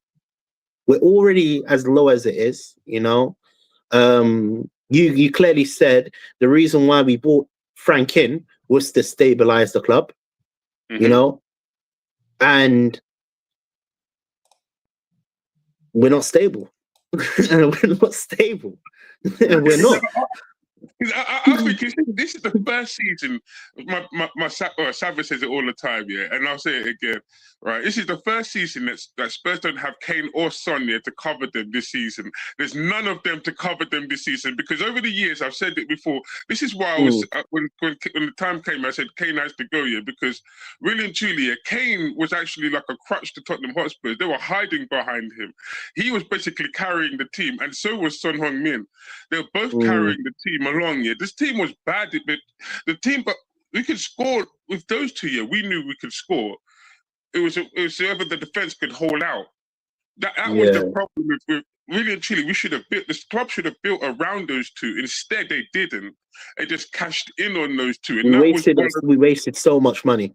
We wasted so much money on players that didn't fit the system, or players that clearly wasn't the right prop, you know, I didn't have the same ambition. Look, that's the story of Tottenham. That's why me and you are Tottenham fans. we expect the same. Well gone, my friend. What are you saying? James, you're right. All right, how are you? All right? Everybody all right? Yeah. We're good, my friend. We're good.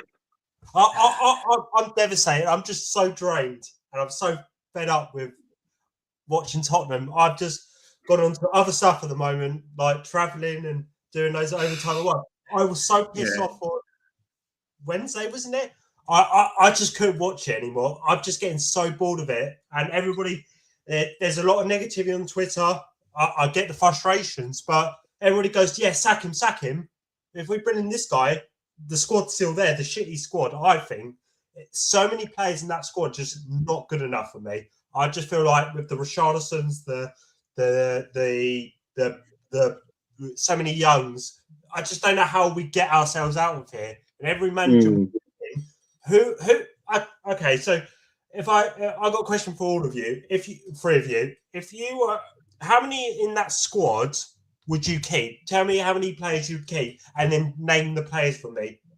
Just anyone.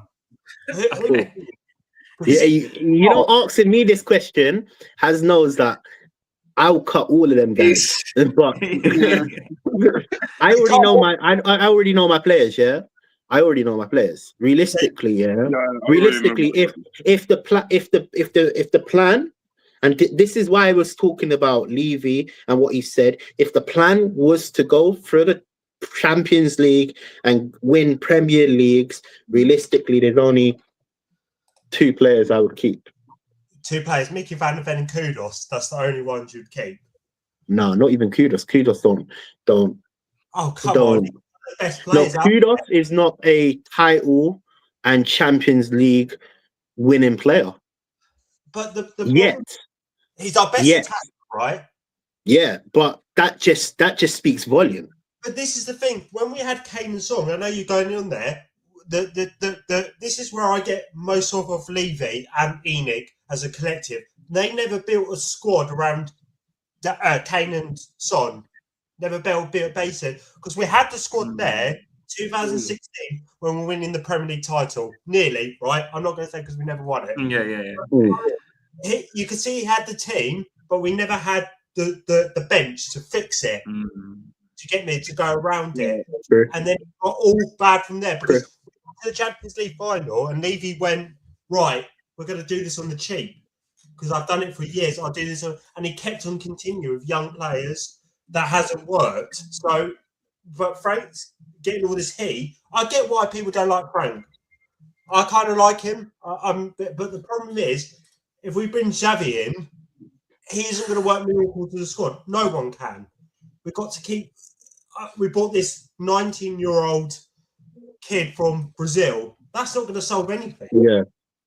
Because the problem is, we need to get players in now, like ready-made players. That's all I'm going to say, because I think this squad. I think next couple. We need experience. We clearly need experience. We lack experience. We've got too many young players, and we're no. Yeah. See, for me, we definitely need experience, and we've got too many young players that we rely upon. And for me, like even up to the Bergvals, the Archie Grays, you can say the Teletubby Tails, that's what I call him, even the older bears, even if you don't put him in that crop, we have too many young players that don't have experienced heads around them, and this is a issue that we are facing, because we are relying upon these players to actually perform week in and week out, which, yeah, they get paid the big dollar, but let's be real, realistically, they're still developing in their game. They're clearly far from what we actually need to do. Realistically, that they're far from what we really want to do. And again, it's about bringing in real quality. And see, for me, I'm surprised our first signing is a left back. I personally would have gone with a midfielder. You know, we're seeing Conor Gallagher, links to Conor Gallagher. You know, Ruben Neves. You know, Ruben Neves. I feel like, look, obviously Gallagher is a step below. See, when I say step below, my true ambitions. This is what I'm saying. My true ambitions is to win the Premier League. If you want to know what I want to do, I want to win the Premier League. So a player like Gallagher is not a Premier League winner. That's my true ambitions. But realistically, where we are right now. TJ, you can't just run. Before you have to learn to walk before you can run. You can't you can't be coming from 17th and just going straight to the league title. Yeah, I know. Steps along the way, and so if Gallagher is that level up here from what we are, we have to go for Gallagher. We need to step there, innit? Yeah, no. You didn't let me finish. You didn't let me finish. You jumped the gun. Right now, so I was just about to say, right now, we are nowhere near where we should be or where we should be going, right? So we have to step below. That's exactly what I was just going to say, but you jumped in and you thought I said, oh, but realistically, if we were going to go for the Premier League, Gallagher's is not the quality. But right now, we need players like Gallagher's. We need players like Ruben Neves. I think Ruben Neves will slot into this midfield, you know, easily, you know. And the problem I have now today, in my opinion, is because of where we finished 17th and where we are in the league and what's going on around the club.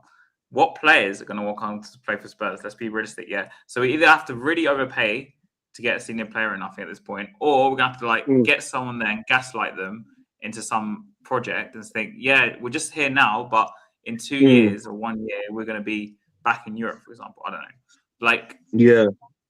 I don't see any other way we're going to get a player. We're going to have to overpay or try and get cast-offs of other teams that players are not playing and just be like, okay, we'll give them a go.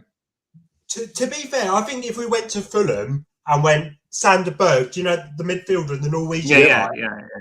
I think, right, as much as we need better than that, I think in the moment we'd be perfect, and I think we can get him off Fulham's hands because this is going to sound mad, but we are like the same level as Fulham because of where we're in the table. They've probably got a better squad than us, but if we're going off of 50 million for Sander Berg, that what you just said about overpaying, I think that can work tremendously.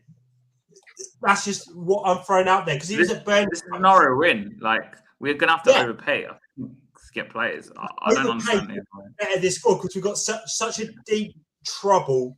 What we got, I remember everybody having a go at. You remember with Johnny Cardoso, right? The guy. Cardoso. Yeah. He would have been perfect for Spurs. For this Tottenham, yeah. It's true.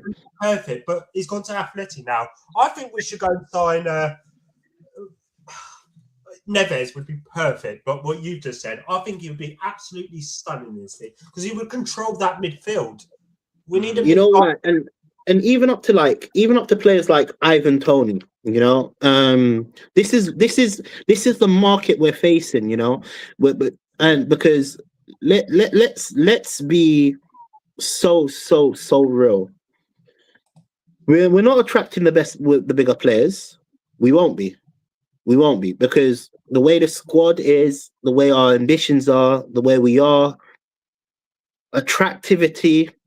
The way, not even just that, the way the ownership is run, you know, the promises, Romero saying they lie to us, that causes massive problems to our transfer plan. What player would want to put their future at jeopardy, you know? So Ivan Toney's we need to go talk to. Ruben Neves, Gallagher's, you know? And realistically, January window is a hard window to convince players to move hard, midway through the season. That's another issue that we're going to actually face. But I think we need to look at La Liga, perfect league, one of my favourite leagues. I think we need to go and get some of them who can just get their foot on the ball, pass it out. There's a couple of wingers I actually kind of like. But there's a manager I like in Espanyol called Gonzalez. He's from Espanyol. I think he'll be Pardon? No, I was saying I was saying Espanol. I was saying it when you say Galar, when you were saying the manager, I was saying the team he was managing. Yeah, but carry on. He's managing. I think it's not about the over the years. It's not about the money you sign. It's about the players you get. Because Aston Villa haven't spent a lot on their team, but they bought right, and that's what I think the problem is that we need to get. Yeah, we want to get to top players, and I think we can do that. But Aston Villa don't sign anyone ridiculous. They got Onana for 50 million. That's crazy. And he's been excellent for them. And they got Morgan Rogers from Middlesbrough. We need to start doing that instead of just going for, right, we're going to go and get this guy from left back. We can do it with Spurs. I'm sorry. We were that top team a couple of seasons ago. We can do it. But the problem is that board, that scouting net, all needs to go. We need to bring in proper. I'll tell you what, right? You know who I'd love to see run the football side? Ralph Redknapp. Ralph Redknapp. He'd be absolutely perfect what we need right now. Because then he'll start convincing players to build that project. Get rid of Lange, get rid of Vinay, and get Radnick in. Because he'll be perfect. The question I'm going to ask you guys then, obviously this window is going to be, it's definitely a difficult window. Let's make it clear. January is not an easy window to do business because players are halfway through their seasons. You know, some teams are doing better than other teams. You know, some players are clearly in good spots. You know, it's convincing players to come to Tottenham. You know, what positions are major that like if you were to say 3 positions, what positions do we have to address? And ideally, one other question. Do you feel like Frank will be able to convince them to come to Tottenham? Right now, yeah, TJ. Can I take this one right now, yeah, TJ? Go for it. Right. Look at the club, yeah, fully. Not just the Romero quotes from yesterday, not just the Van der Ven, not just the manager. We don't even know if the technical director is staying around. So, what player in their right mind is looking at this club and thinking, if the technical director who's negotiating whether I should join or not is not sure whether he's going to stay around after the window, why would I want to join to the football club? Because he himself is not committed to the football club. So why would I want to commit myself to the football club right now? So people have to understand this context as well. So I'm looking at this squad here, and I'm looking and thinking, right, the first position I'm going to get is a ball playing number 8 because you need that tempo setter in the midfield. Because you need that person to bring the defense from the ball from the defense to the attack. Because right now we haven't got that in our team. We haven't got that presence in the team. We need a leadership. This is another reason I said Conor Gallagher, because he's also a leader. Right? And Tottenham badly need that in the middle of the park as a leader. Right. And the next one I would say is a left back, a decent left back. I know we've got Sousa. But for me, is that confirmed? Is that actually confirmed? Sorry, is that actually confirmed? I think it's a here we go in the last hour.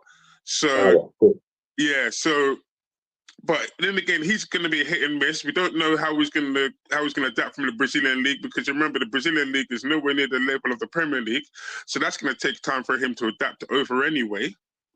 And then we're gonna have, and then the last position I'm looking forward is a striker, a hold up forward. We badly need a hold up forward to bring the other players into the game, because every time the ball goes to one of our forwards, that's going to come back.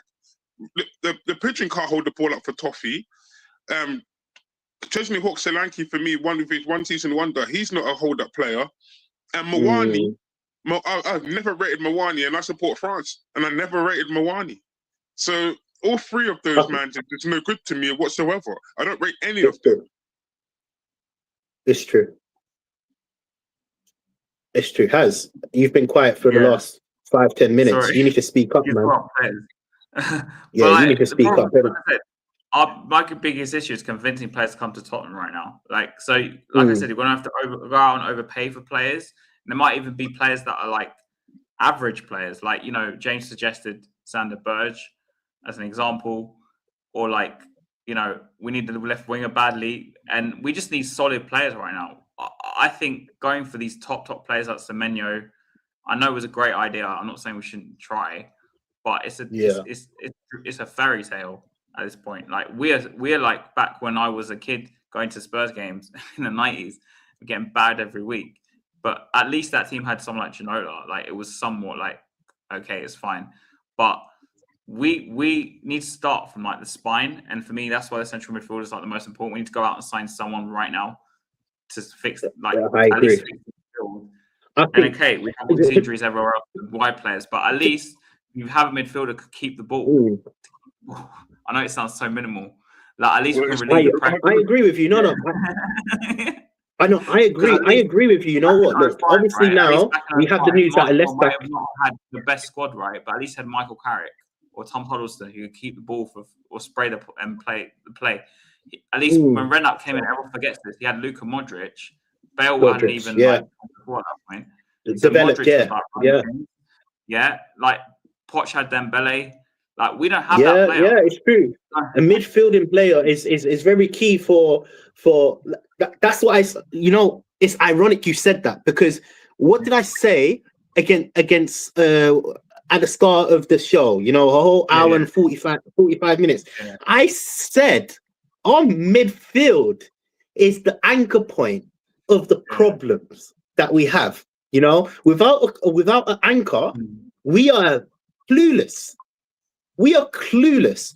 And let me be honest with you, you're right. We definitely need to address this midfielding situation. I think obviously we've now signed a left back, and cool.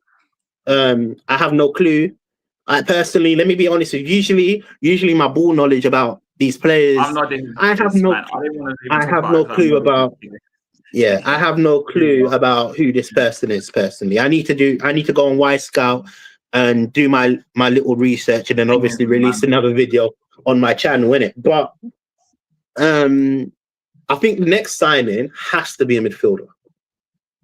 We have to address the midfielder in this January window, in my opinion. And the problem is like, and this is the problem with our fan base, I think personally, is we're all obsessed with playing this attacking free-flowing football, which is great. Like my favorite time at Tottenham was watching Redknapp in terms of like just watching us, right? Because we had, we were playing attacking free-flowing football, but we do not have the players to play that way, which is why Frank was playing so defensive, because he knows, I think he knows if he tries to play more expansive with Gray or Bergvall in there, we're going to get cooked. He saw Gray's mistake away to Forest. I think he knows that.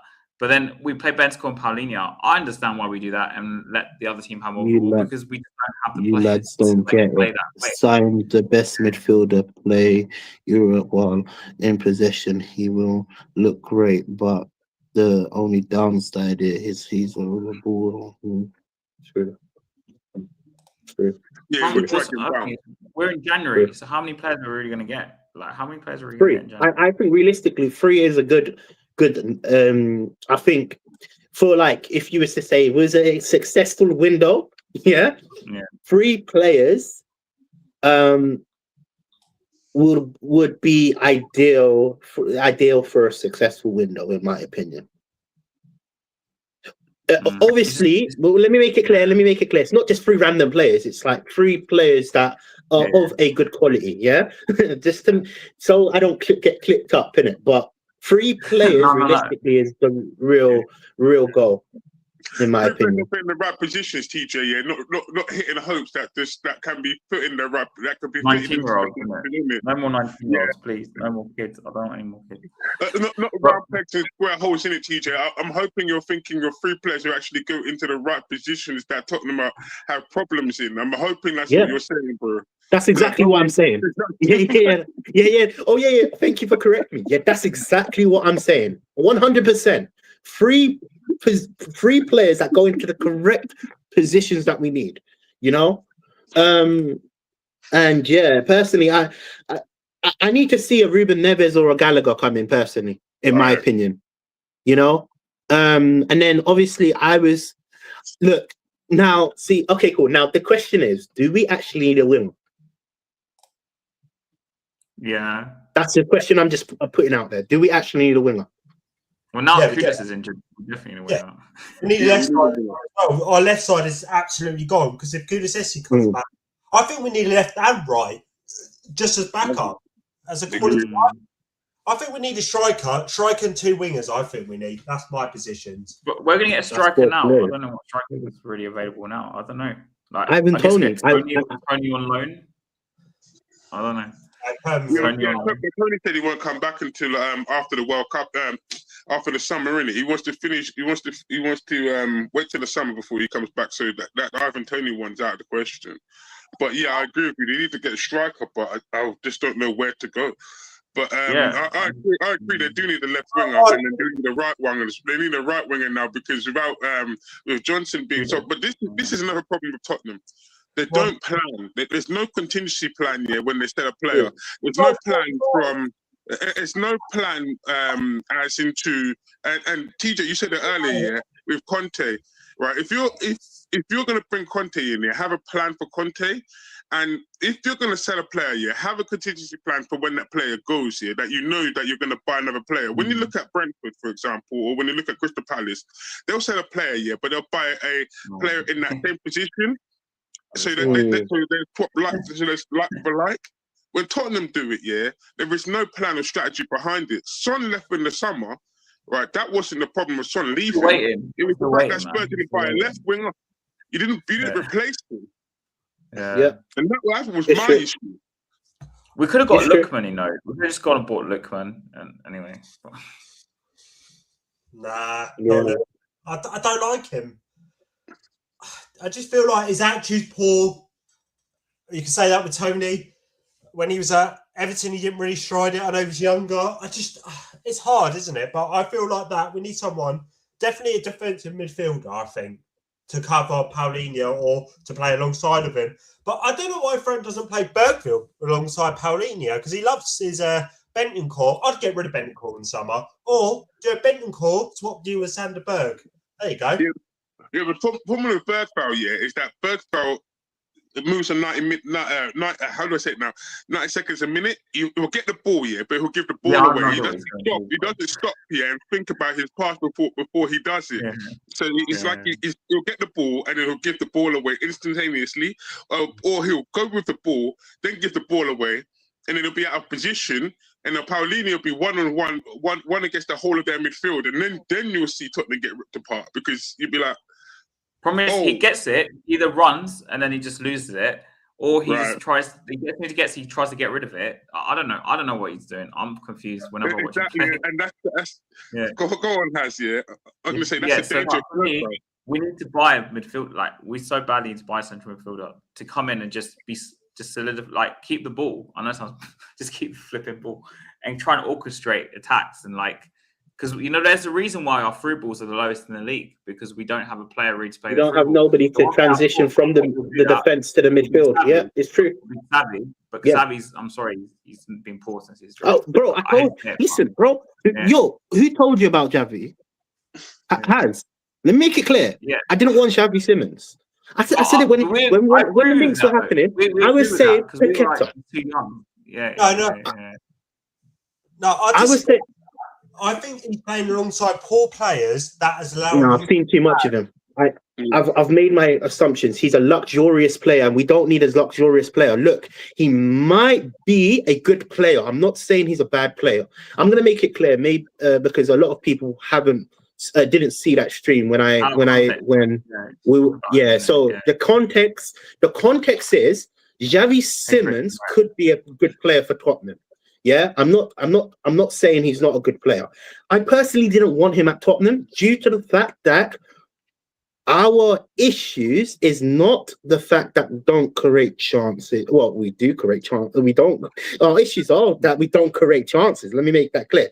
But Xavi Simmons is more of a luxurious player, and we right now need a player that can actually work hard on and off the ball. And that's a issue that I felt like Xavi Simmons is. It's like Salah, for example. I'm not. They're not exactly the same players, but Salah is a luxurious player.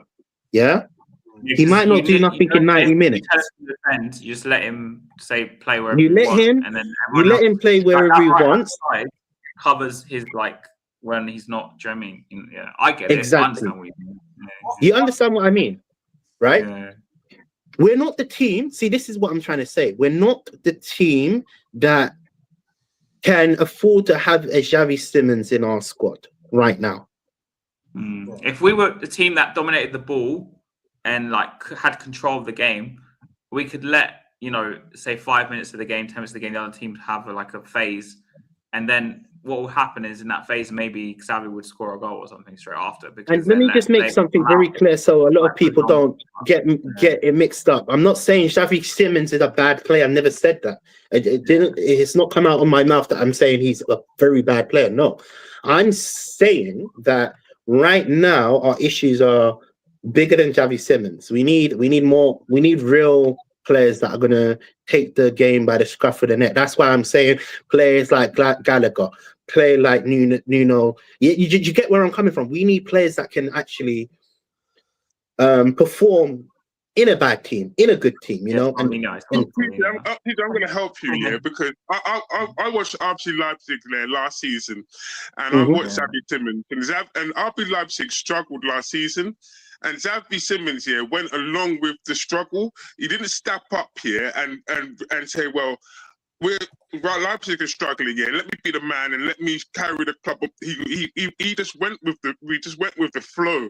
And this is why I didn't want Xavi Simons, because I said, and the times get rough with Tottenham Hotspur here. You're not going to be able to step up and stand up. And this is what the club needs, is someone to stand up. Exactly. You don't have that. That's what I was saying. I was actually saying that during the summer. Yeah, during the summer when we were linked, when we didn't get Eze, when we didn't get what is it called? Gibbs White, and we didn't get Eze. Yeah, my next person that I really wanted, and I knew it was unrealistic after going for Kudos, but I wanted Paqueta from West Ham. I really wanted Paqueta from West Ham, you know.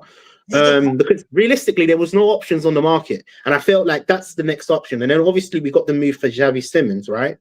And I think, look, let me make it clear, I think he's going to grow. I think Xavi Simons, look, we've signed him on a long deal.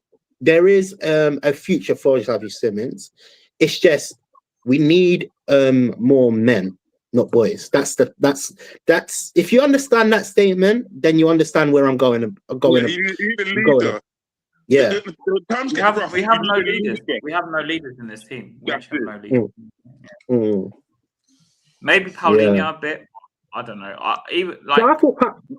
thought Paulinho was the perfect signing for us. I'm actually still saying we should sign Paulinho out after. My camp, TJ, we had that talk on that stream ages ago. Like with Xavi, I think it was partly a panic buy as well. Of course. Also, because he's at age, he's 22. I knew from the start he was going to struggle because of his physicality, potential, his style of play. He's young. He's bad. I'm like you. No, but he's still young. But he ain't the player to bring in at this time. Like he's still young, like Archie Gray, Bergval, you know, Teletubby Tell. It's the same. It's the same script that we're going with, and then obviously now there's Suso. Yeah, you know, it's the same script. So Ellie has you. Can you go on your phone? Yeah, Ellie put something in our group chat. It's something she just recently, and it's summarized. It's summarized this statement that we're making. It's like doing the same thing. I can't word it. I can't go on my phone. The definition of insanity is that what Ellie put down? Yeah. Definition of sanity. Over and over again, and expecting a different outcome. Yeah, something like that. Yeah, something like that. Yeah. For the striker position, I'd go and get Dobbik from Roma. He's not paying a lot. Go get him for 30 million. He's stocky, he's big. He can bring others into the game. I think he'd be the perfect option. But going on Xavi Simons, I think he'd be right in the number 8. Next to Maddison when Maddison comes back, right? That's what I think the plan should be for him, because then he can control it. You can see when he gets into games, he gets stuck in. And I kind of like that. Or play a 4-4-2, right? Kunamowane, Richarlison, Odebert, thingy, and then go and get, and then put Xavi and Paulinho in the middle. That could work. I could think that could kind of work, and then you have your creative, and then you got your backdrop. But I think he'll be good. It's just I think there's players around him just not good enough. Going on TJ's point, but I think we need a goalkeeper often. How about a goalkeeper in the summer? Listen, clearly this is the first time you've spoken to me, my friend. I've met you before. Oh, have you? You've met me in person, or have you? We've been on the stream together. You and Haz, I've met you at the protest before. At the protest. Big up yourself, my friend. Big up yourself, man. Sorry, man. Them years were a blur, man. Bro, them years of protesting were a blur in my head, man. It was last February, by the way. It's only been a year. Yeah, man. It was. At least we got the guy out. Yeah, exactly. I've got my scarf ready. I've got my scarf still. Yeah. Yeah. What are you saying about? But yeah, guys, before we finish up, because it was 2 hours now, we're going to talk quick brief about the Villa game, and then we'll close it off. So, James, first of all, what do you think about the Villa game tomorrow? Do we have any chance? No. What do you think? No. Okay. I just don't think we're going to win. I'm not. I'm at work, so I'm not going to watch it. You're going to miss it anyway. Okay. Yeah, exactly. Yeah. I don't think we'll win, and I think it'll be 2-0 Villa because I just don't think I think this is the last game of Frank. This is the touch on the point, and I just don't think. I think they're going to go for it. It's another chance for a trophy, and I feel like that he's going to put a ridiculous lineup because of the players that we've got, and I just don't see it going in the right way. That's just me. We've got left. I don't think we've got left because Bergwell's injured. 15th. Ben was injured, I think. We're going to have kids on the bench, isn't it? Yeah. Archibald and Paulino, isn't it? That's the only two. And Romero suspended, apparently. He got a 1-match ban or something. Someone wrote in the chat. Is that true? Yeah, only the Liverpool game, he did violent contact. That's why he's got banned. The 1-match ban, yeah. Yeah, so I don't think we'll win. I think Villa are going to be superior to us. That's sad to say. And 2-0 Villa, I think. That's my prediction. So crashing up the cup. Okay. Phil? Yeah. I'm gonna follow James here. I'm gonna say a Villa win this win. Yeah. Do you think it's Frank's last game? You know what? I don't really. I'm not even factoring the results at the moment in time. I'm not going from one result to the other. I'm looking at it from a bigger picture point of view. I'm looking at it from of what he's got at his disposal and the fact of the games that he's playing. So I'm not going to say it's Frank's last game, but what I'm going to say though is when I look at the midfield tomorrow with Gray and with Paulinho, against Anana and McGinn. And this is why I'm saying I think Villa are going to win this game, and it could well be a 2-0, but I'm going to say I'll say 3-1. I think that's going to be a 3-1 win. He's saying Dave's saying 4-1. TJ, are you going to delusional give us any hope or? Yeah, you know what? Yeah, I'm gonna do the delusional thing, innit? Because you know what? For me, it's just been so negative, innit? And I'm trying to see the light. You know, I don't believe in anything I'm saying. I'll be so honest with you. From this point on, all those that are watching me, don't take the surface argument. Anything that I say from this point, I don't believe in. Yeah. But I'm hoping to believe, you know, I'm hoping that we can get through to the next round, you know, and you know, the only way to support this club is believing. And I'm hoping for a close game, 2-1, you know. I don't know where the goals are coming from, and I don't know how we are going to score. Like I said, this part of the stream is delusional, yeah? Yeah. If you've just come back on it, I'm even saying everything that's coming out of my mouth is delusional. You know, but I'm hoping, I'm actually hoping that we can win, you know, because I think it would lift the fans, you know, just to see a win, you know. Going, like, if we win against this team, we could go to the next round, you know. And it's a good opportunity. It is a good opportunity. We're home. Spurs are away, isn't it? It's at Villa Park, isn't it? This game, yeah. No, we're at home tomorrow. No, we're home. It's at home. Yeah, Oh, it's at home. I I'm think working. if you're at Villa Park here, right, I would say allow Villa to come on to Tottenham here and then hit them, and then because you're at home here, the emphasis is on the home team to come out and attack you. I would say give Villa the ball and let them attack you, and then use the And then pace play on the counter. and run behind. Yeah, That's what I and play on the counter. Right, exactly. But because we're at home here, you can't play that way because the home fans themselves will never allow you to play on the counter attack at home because they want you in the front, in it. So this is the problem. But this is why I say I can see Aston Villa win here because ultimately, let's be real. Aston Villa will win this, but I'm not going to predict for Aston Villa to win because I really want to go to the next round personally. You know, I think it could be a draw, mainly because Villa might rest players, and we could go to penalties or something. And then go to penalties. Yeah. I hope that is the scenario where we could actually win in penalties.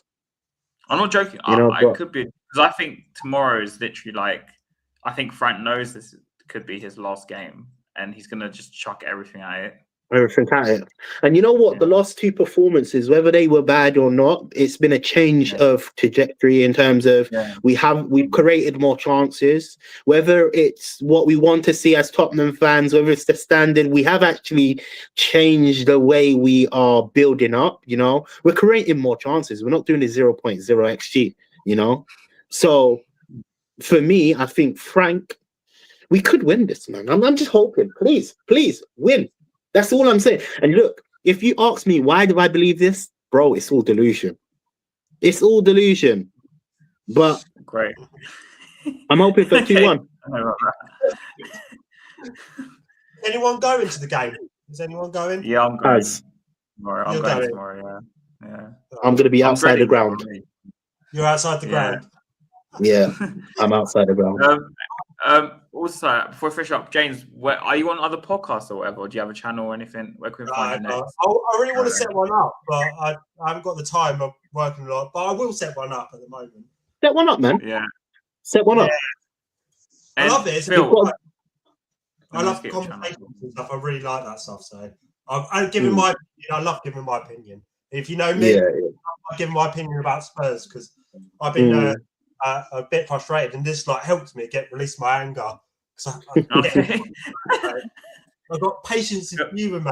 I was fuming yesterday. I was really pissed off the whole day. I got people messaging me from work. Hey, you lost 3-2, and then they texting me pictures like the table and stuff. And these are my both deputy managers, right, on my phone, texting me. Yeah, you're worse. You're worse. You know what? I have 2 Arsenal managers, and when Frank brought out that flipping cup, I know. My manager sent me the picture before the flipping outlet came out. I didn't even realize. I'm thinking, what? Some AI image, generic. My manager broke the news to me. That's how I have to deal with. And these men are just winning the league. Whew. Hopefully they don't. Tottenham. Yeah, man. Phil, I know you got a channel, innit? Yeah, I got my BFT. Right, come on over. Me and Haz did an episode on Monday. We did a Digimon episode. I thought I'd just come on today to return the favour. Big up Haz here for that episode on Monday. And I thought I'd drop in a lovely joke as well. But yeah, thank you very much for having me on.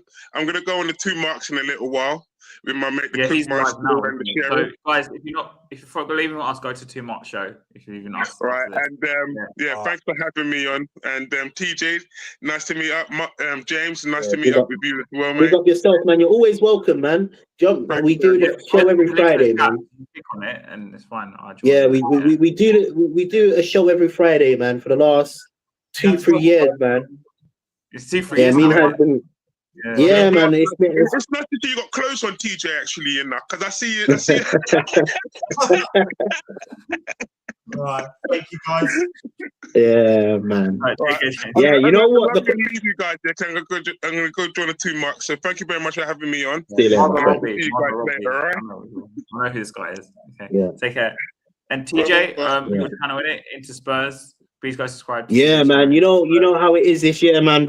I'm releasing a lot of content this year. I'm keeping it up. I don't know how I'm doing it. You know, like every single damn. I'm doing a lot of content. Just in the works. I've got a new show coming out. But I'm gonna be actually doing the preview next Friday. So that's what I was pissed about, man. I was meant to actually broadcast it at the start, innit? So that's in the works. So then me and Robbie will have a new show coming out, and that's gonna be weekly. And yeah, man. And then every match, I'm gonna be doing a match reaction. And yeah, man, just subscribe, man. Carry on following me. You know, if you dislike what I have to say, use the comments. You know, I'm a big cookie, man. Like, you know what I'm talking about. Yeah, I might be deluded. Look, no opinions wrong. You know what I'm trying to say? Like, we have our own opinions about Tottenham. We have our own love for Tottenham.